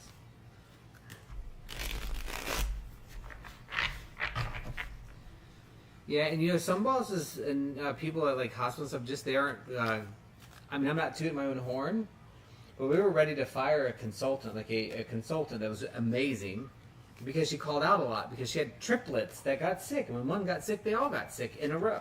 Of course they do. So she came to me, and I'm like, okay, when your triplets get sick, your home office day, but here's what you're gonna do. Right. I need to see XXXXX, and she did it, and she was one of my best consultants. You can't. People have to be human first. I don't understand that. You would think in healthcare they would be more human, but They're less. they're less. Administrators. Not me. Please don't associate me with that. Administrators. Please don't associate me with that. That is not a correspondence to me. Dragon Lancer. I mean, I'm technically administration too. Yeah, you are. But- Administration. Do it again. Oh, my titty. Your titty's not up here. That's stupid. All right, Dragon Dancer. I'll get a little. Ooh, I like this one. You go first. Hold on. All right. Oh,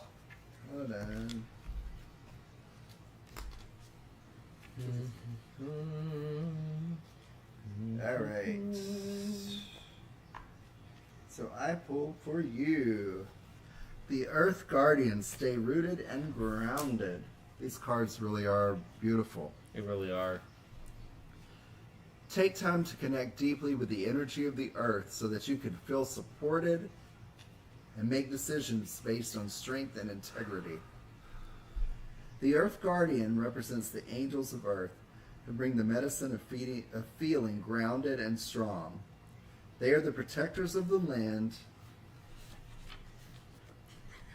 and the planet and can help you to connect with your mission here and how you can support the evolution of the planet.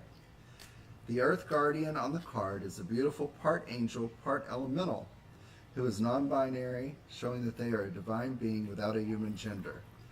Their staff, adored with a dream catcher, shows that they have the capacity to help you ground your dreams in reality. It's important for you to take a grounded approach to your current situation. If you're rushing ahead or making a decision based on your more fearful responses, you will miss out on the growth you deserve. Take some time to calm down and get grounded before proceeding further. Breathe, relax, and connect with your center. Then consider what to do. It's important to plant seeds that are going to grow into something beautiful rather than turn into a weed you will have to deal with.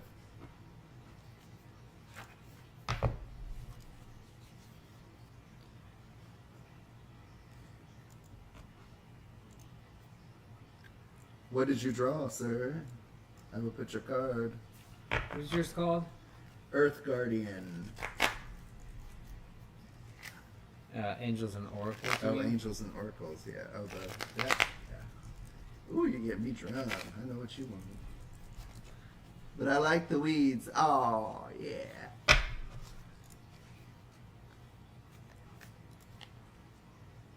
This is a really cute deck. I love the imagery. Just so I can show it later. So I pulled Dragon Dancer for you and Dromalis. Andromedas. The Magician. As you know, my favorite card in the deck. Run in the Shadows. I know this is your card. This is my favorite card in the deck because of what it represents of having everything you need. Kind of like the Fool, but manifestation. And I will be honest, this is I don't know what it is, but there's something about this demon holding the cup above his head, which would be the Ten of Cups, happy life, happy fulfillment, and also being the magician at the same time with all of the elements. So, the magician is truly telling you to go to the next level, right? It is telling you to manifest your magic. You're already doing that. You guys are truly the epitome of manifestation that I've seen. Because you said, I don't want to be here anymore. I need to go. You found it. You moved. That is manifestation. They did it fast. You did it.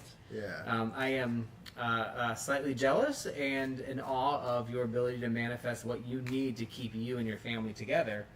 That's what the magician does, right? The magician is manifesting this magic and knows that they have access to all of the elements and all of the tools, and they take it and they put it in their little, the little cauldron, and they bubble it up, and they say, I've made something. So here's my manifestation. So to me, where you're at now, the just really reinforces your ability and your magic ability to really continue to manifest. So getting your altar set up, getting your life back in order, getting things put up the way they are, getting a little pad, make sure there's a space for us to put our truck and our stuff on. All that is part of your manifestation. Really? I don't think that was part of their manifestation. That sounds like that might not have been in the cards. That might not have been in the cards. Or opportunistic. Maybe both.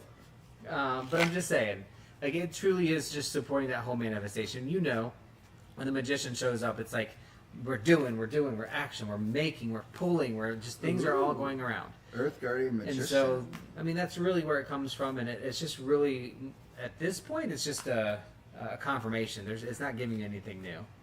Sweet. So, the actual angel that's in there, demon, Andromalis, I've never heard of, but represents will and action, which makes sense for the magician. Will and action make stuff happen. Master of Destiny, ruled by Mars, of course. Like, doesn't make any sense elsewhere. And then Pisces, which I've been a little shocked about as far as the zodiac.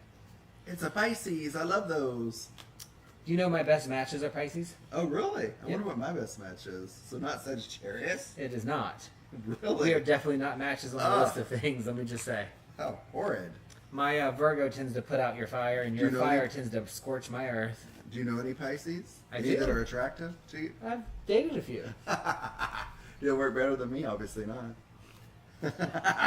Tell me, who are they? What are their names? I'm just kidding. I mean, there's a couple. We'll help you out. Oh my god. That was funny. We're going to Furry Rage. Furry Rage. What does you need to know for the week? Okay, I'm getting the card coming to me. Make the sex toys. Oh, there you go. There you have it. No, but seriously, that whole discussion about silicone, I have some things that I need. Maybe you can help me out with. Taurus. All right. Seriously. All right. It's not a sex toy, though. We don't need toys all the time. Furry Rage. It's Furry Rage. Let's refocus here. Yeah, I'm really concerned about what card I'm going to get. Okay. If it comes up with like a rod or a staff, I'm like done. Or a cauldron. I'm still perfecting it. Awesome. Yes, my best relationship matches paranormal are Pisces because Pisces need a cradle. They need a riverbed or a lake bed to support them all the time, but not really be active. And that's what Virgo does. We are supportive. We're we're not very active. We like to be the rock.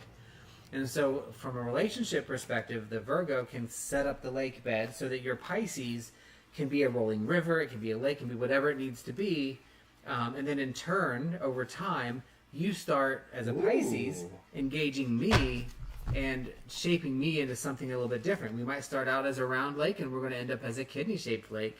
And we work together in that way. And that's kind of why Pisces and Virgo really get along in most cases. And it makes sense, Violet. Also, Taurus, very similar. The difference being, though, Taurus is a little bit more resistant to changing, which can make Pisces a little mad when they're trying to carve out that new pathway or that new river. Taurus is like, not going to happen. I made a bedrock, baby. So that's kind of can be a little bit of a detraction. So I like the card I picked. Winter, take care of your needs. Do everything you need to do to be your best. Then move beyond your fears and limitations. For many of the animal realm, winter, which we're also coming up on soon, is a time of hibernation and retreat. You may wish to curl up in a ball too.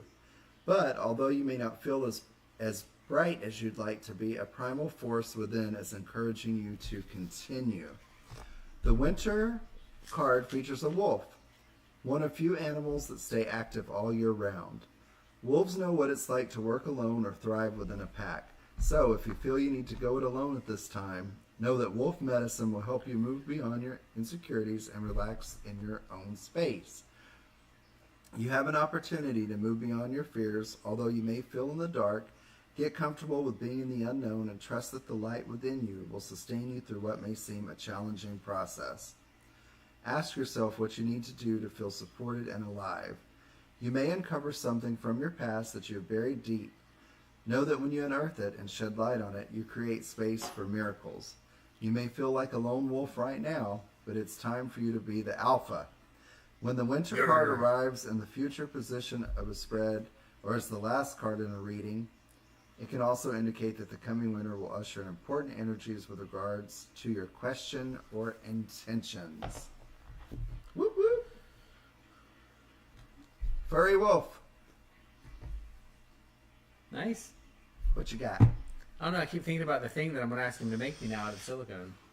Ooh, tell me about it later. I will. Okay. I'll tell anybody about it. I'm not putting it out until somebody sees. They may be like, well, I'm not going to do that. I don't want that in the chat. So Furry Rage. I pulled Andrielphus. Yeah, that's...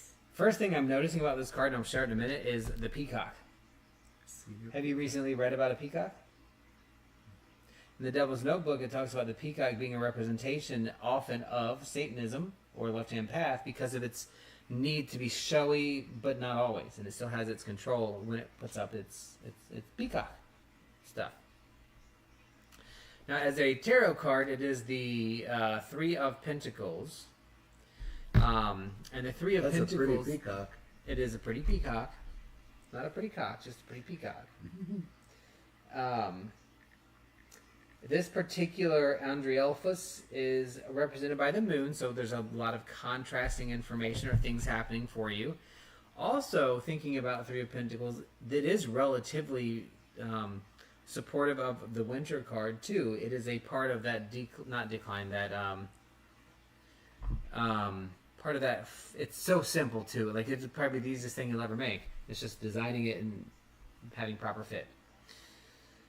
So, a part of the Winter is what I'm going out with that card. So the Three of Corpses, Three of Corpse. I like that idea. They should make a corpse deck. Yes. I'm sure there is. The Three of Pentacles is really focused on the executing your plan of the thing that is in your earthly realm, right? That's in your, whether it's finances, whether it's physicalness, the house, right? The land. It's making sure that you're executing your plan and planning to execute. So you don't want to just like randomly throw stuff together. You want a little bit of a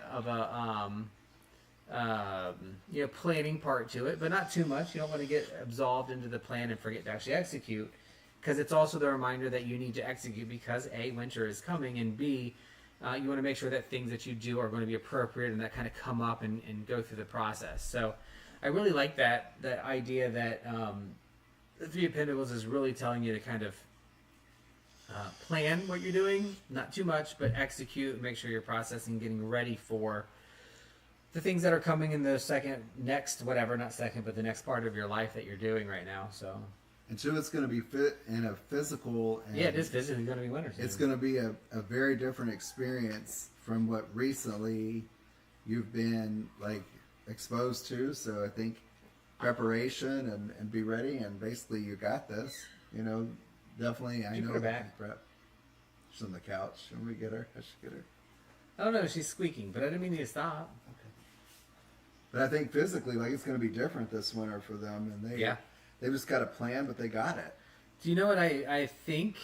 I get the feeling that this is going to be the best experience you guys have had, I because agree. it's what you're looking for, what you need, and I'll be honest, it's the same for me. It's been a while since you've done winter. Yeah. I think you're going to have an amazing time. I think it's going to be rough. But it's going to be awesome. But you're going to be like, holy shit, this is exactly what we were looking for. I've been missing this. Because that's what I'm missing too. Hint, hint. Give me my card. I'm trying to drop the Give me eggs. a spot on the lake, and we'll be talk. Let's do a spot on the lake. Is that all it takes? A lake. I want to be on the lake. What about a babbling brook and river that's there all year round, plus a seasonal river that comes through, even if the lake's not on our property? Yeah, but can we be close to a lake too? That would be great. I'll hear this, right? I'm ready. Sure. And that plastic, everything but the silicone is recycled. Oh, cool. You can visit us. Whoop, whoop. Oh, we most certainly will. I want to be near a lake. If I move, I don't care where it is. I want to be near water or a lake. I have to be near water. I too. agree. And a brook, a stream, whatever, that would definitely help. We're on running. Let's get it started. You have not had enough to drink, Jack. I have not. What does our friend running need to know or see? All right. I'll think about this week. A little patchouli. Ooh, autumn's my fave. You like winter, too. Kelvin? I love spring and autumn. I'm with you there, but winter? Autumn is 100% the most important thing to me. Winter is second, and then spring, then summer. And I don't get to experience any of that anymore, thank you. Let's run in. What's a thought for running this week? That smells really good, whatever that is. So the one thing about water, we have to have direct access to our own spot on the river or lake or water. That's a requirement. I'm with you, Violet. I went back home to Texas for the first time in 4 years, and my allergies lit up this week. I was coughing, sneezing. Ooh, more like half a mile away. Okay, that's very acceptable. Okay, and if we can get like a literally lakefront property, we might actually move half out a of mile Florida. away. That's. I wonder. We gotta find Shit, out I'd if they're do that. compact. Yeah, and then I gotta see what I need to do to get my license. We lived in Florida for a while. We're ready. We But did the what we wanted lake, to do. whew, that literally is life changing. Being right near water to me, I thank God. And we don't go to the beach enough. Yeah, and It's just so fucking hot. the beach. Brian likes both, but I'm definitely a lake person over the beach. I'll go to the lake any day. In over our the lake, beach. we need to have a seawall, but we need to have a little beach area too. We could do that. I know. I've seen it. Keep an eye out for you. Thank you. Running, running, and running, running, and running, running. All right, what does running mean to know? Run in the shadows. Your first card is Shax. 13. Queen of Swords. We've been pulling a lot of swords. Right? A lot of swords lately. So I'm going to tell you about Shax. What's the other number on the top of that card? 44? Where do you see it? Oh, yeah, 44. Oh, I saw the wrong number. Shax. I'm looking in the Spanish version. Hold on. Can't read that one yet. I said Queen of Swords. So intellectual, understanding, prideful solitude, ruled by Moon and Scorpio. So we have the Queen of Swords here. Your Queen of Swords is, according to this tarot, but in traditional it says it's the Nine of Swords. So I'm going to use both of those in my knowledge. The Nine of Swords is the almost doesn't count, is basically what it says. Almost there, but didn't make it. Not going to count. The Queen of Swords, though, has a little bit more nuance to it in that she's representing that knowledge, that intellectual thing that you're searching or that you're going through right now. So it's really asking or telling you to kind of take a more intellectual perspective on certain things, or maybe even makes more sense to really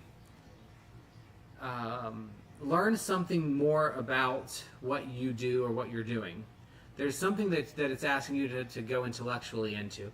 Might even be going into, depending what card Rook has, is going into a motion of experience and kind of putting things together to a degree.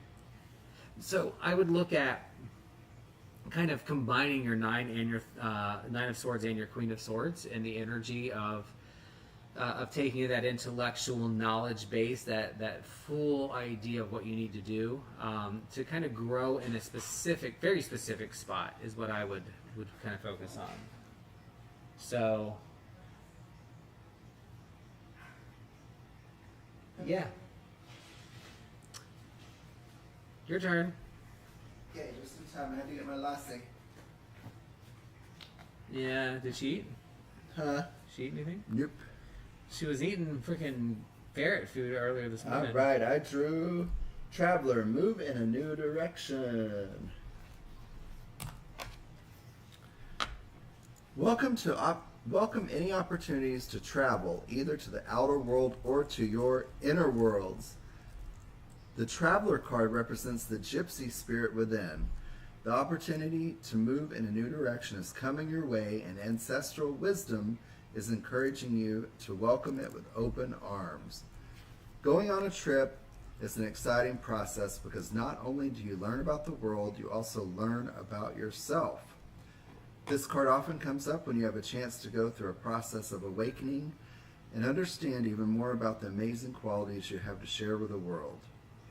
Often, such journeys can be lonely, but this in itself can teach you that you are never really alone, and your angels and ancestors are there for you. Very nice.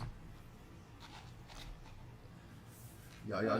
Yeah. Hope that gives you a little bit of guidance there. Good luck on that Yeah. intellectual travel. Good luck sir. on that journey. Inner and outer, inner and outer.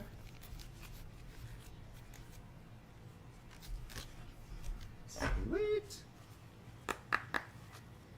Yes, Florida winter is nice. It's short and it's 70 to 80 degrees. Well, the actual winter itself is short, but you get a good 4 months of tolerable humidity and weather.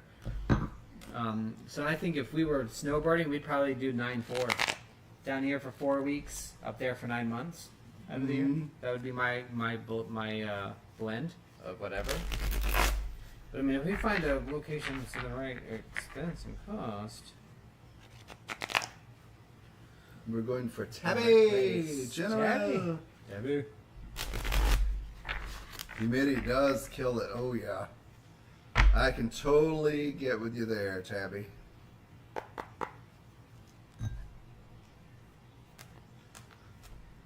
Arizona is California, Texas, and Florida combined in the summer. Oh, wow. All right, Tabby. There's 1, 2, and 3. Tabby is the Hanged Man. Whoop, whoop. The demon is Ose. So let's see what it says about Ose real quick.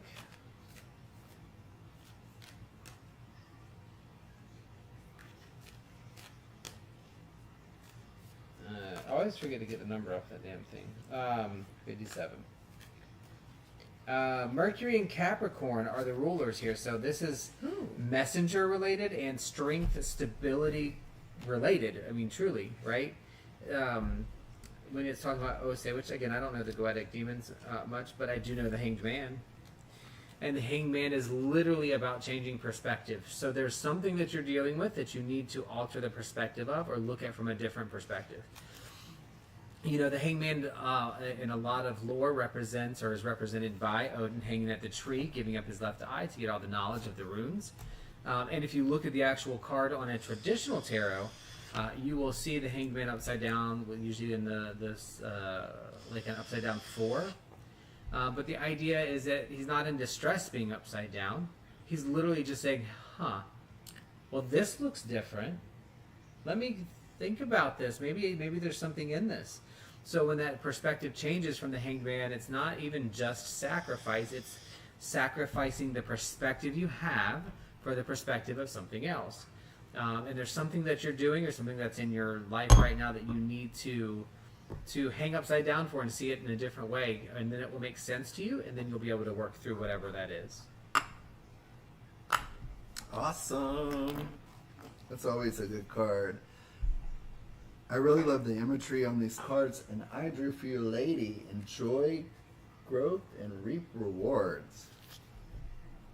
Reap what you have sown and enjoy the fruits of your labor. Grow and expand in all areas of your life. The lady, known as the Empress in the traditional tarot, is the representation of the goddess in her most fertile form. She is an abundant, bountiful, and creative being.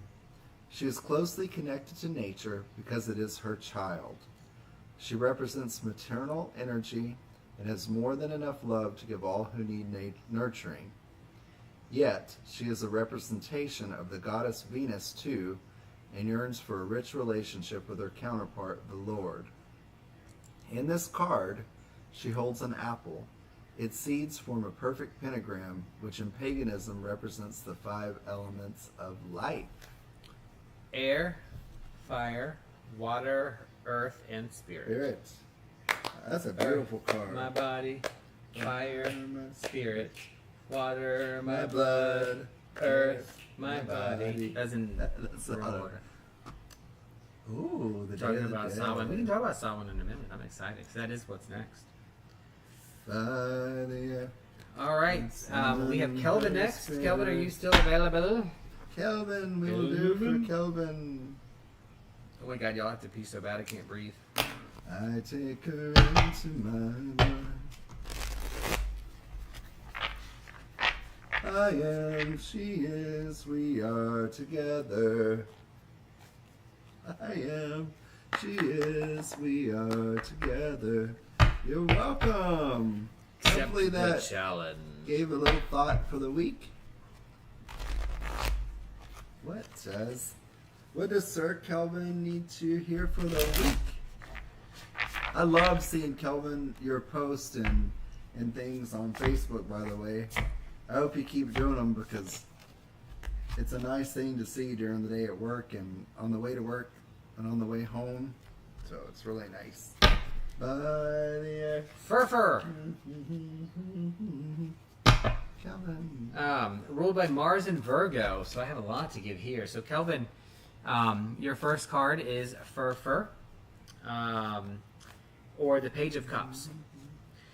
So, Page of Cups is generally the representation of a new emotional adventure or a new emotional experience that you're going through, that you're not quite familiar with, but also it's invigorating. It's good. It feels good. So there's something that's either coming really soon or already in your life that has an emotional, intellectual growth pattern to it, like emotional intelligence learning.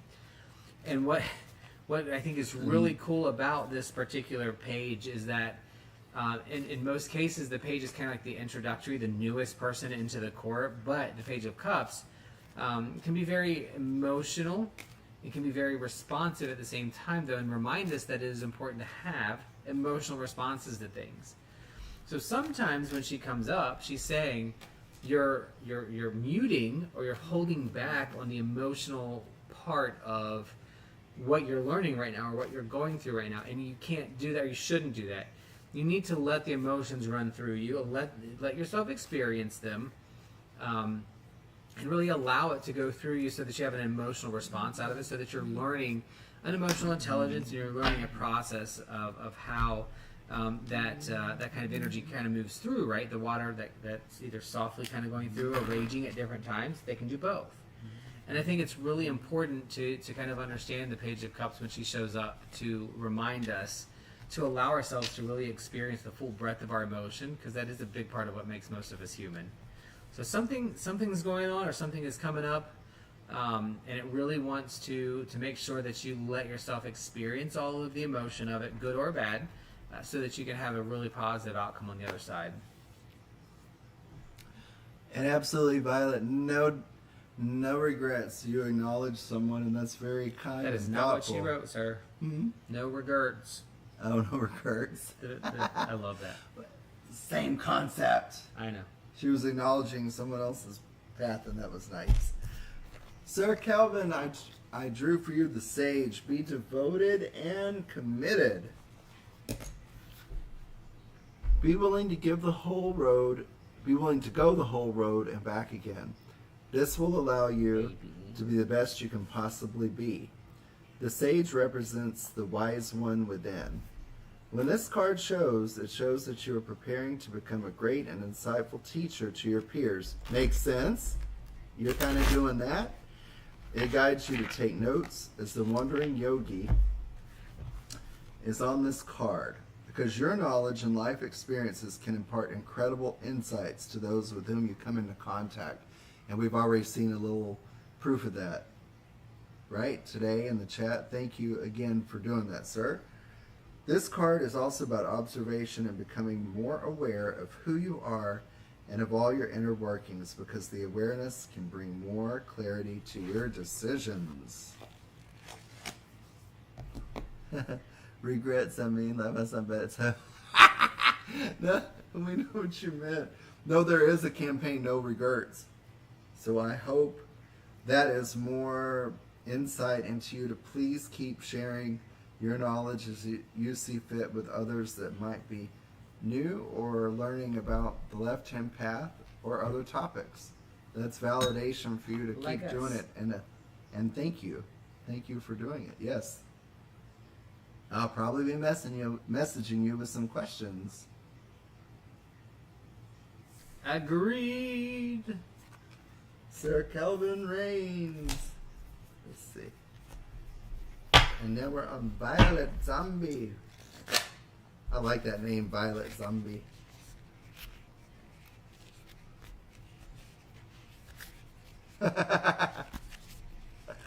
We clear these cards. We are going for Miss Violet. Oh. Violet Zombie. Zombie. I don't know why I'm having so much trouble What does Lady Violet need to hear for the week? With this shuffling lately. I like these cards. I want to use these more. By the air, I summon her breath. My family doesn't celebrate it. Oh, that's nice. When is it? I think November 5th or something is Day of the Dead. I'm not really sure myself. I think it's in November? November 5th? Day of the Dead? But November 1st, isn't it? I could be wrong. So definitely don't quote me. I am, she is, we are together. I am, she is, together as one. Folklore. 6 of Pentacles. There you go. I wouldn't be against having a chant stream. I think I would really like that. A what? A chant stream. We were going to do that. Remember we were going to do some chants and stuff? I summon. We were. That would be really nice. Oh, Burger King. Burger King. Whoop whoop. Yeah. Together as one. 6 of Pentacles. 6 of Pentacles for Lady Violet. For Lady Violet.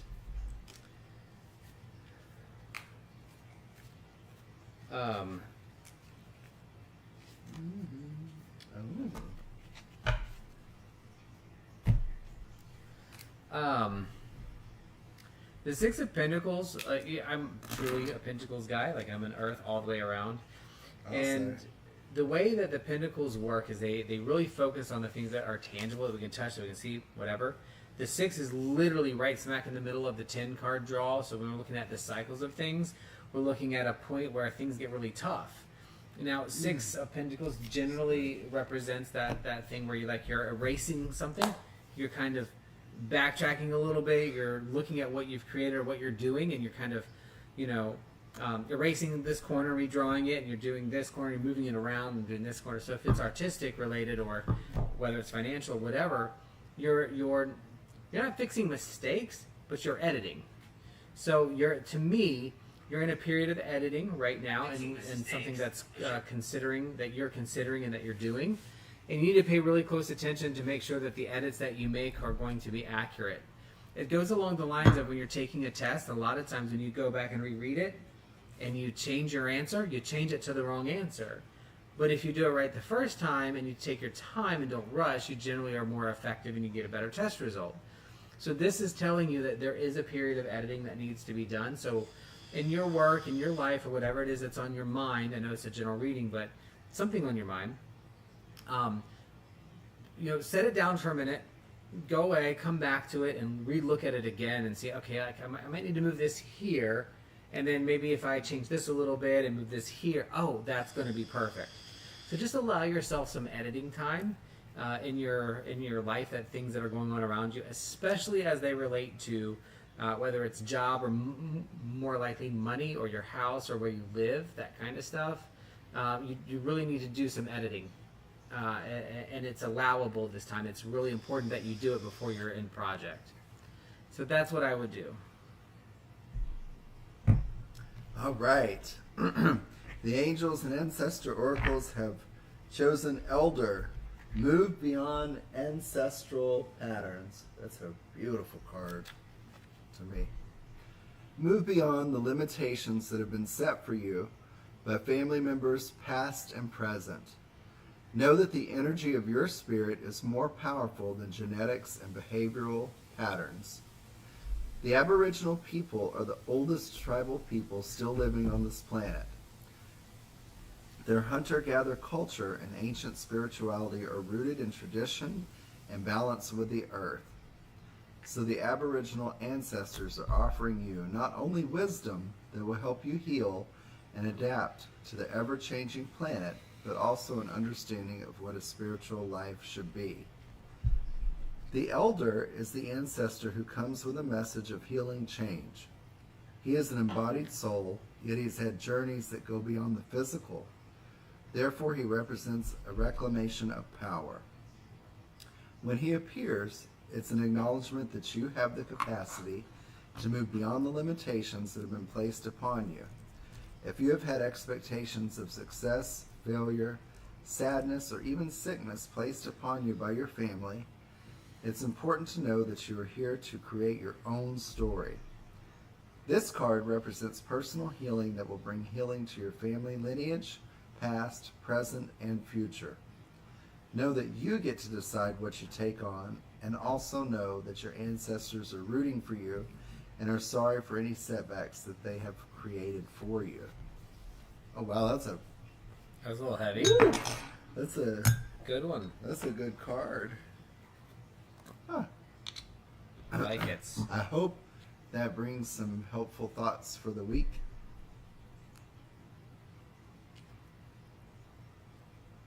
Well, agreed. I hope it brings some thoughts to the week. It smells a little bit like graham crackers and cinnamon, doesn't it? It does, and I want graham crackers with peanut butter now. I want s'mores. Ooh, I would love s'mores. We need chocolate and marshmallows, and we can make them in the micro. Mm-hmm. Go get them. So just for the record, this is the book that Rook was reading from. The Angels and Ancestors Oracle cards. And then this was the book, the deck that I was reading from, or pulling from with the Goesh. So just kind of pointing those out. I think we're at the end for We're today. at the end. Thank you, all you powerful and wonderful people and magical people, for spending time with us today. I hope you have a great, wonderful week. You guys really make it worth it to do this, like to spend our time here, and I'm glad you choose to spend some of your time with us also, because I love it. It's great. I love the conversation, feedback, and commentary. We all need it. That's a vital human interaction, and it's much appreciated. Thank you for your energy. Absolutely. Beware of the wild nerds. Beware of the wild nerds. All right, guys. Thank you so much again for stopping in. We love you all. It's been a great day. Hugs. And we really look forward to seeing you again in 2 weeks. Yeah. Or maybe on a Saturday night if we decide to do so. Or gaming, which we've been doing a lot lately too. We love our Pagan Circle gathering. Yes. All right. Well, have a good rest of your Sunday. See you soon. Whoop, whoop.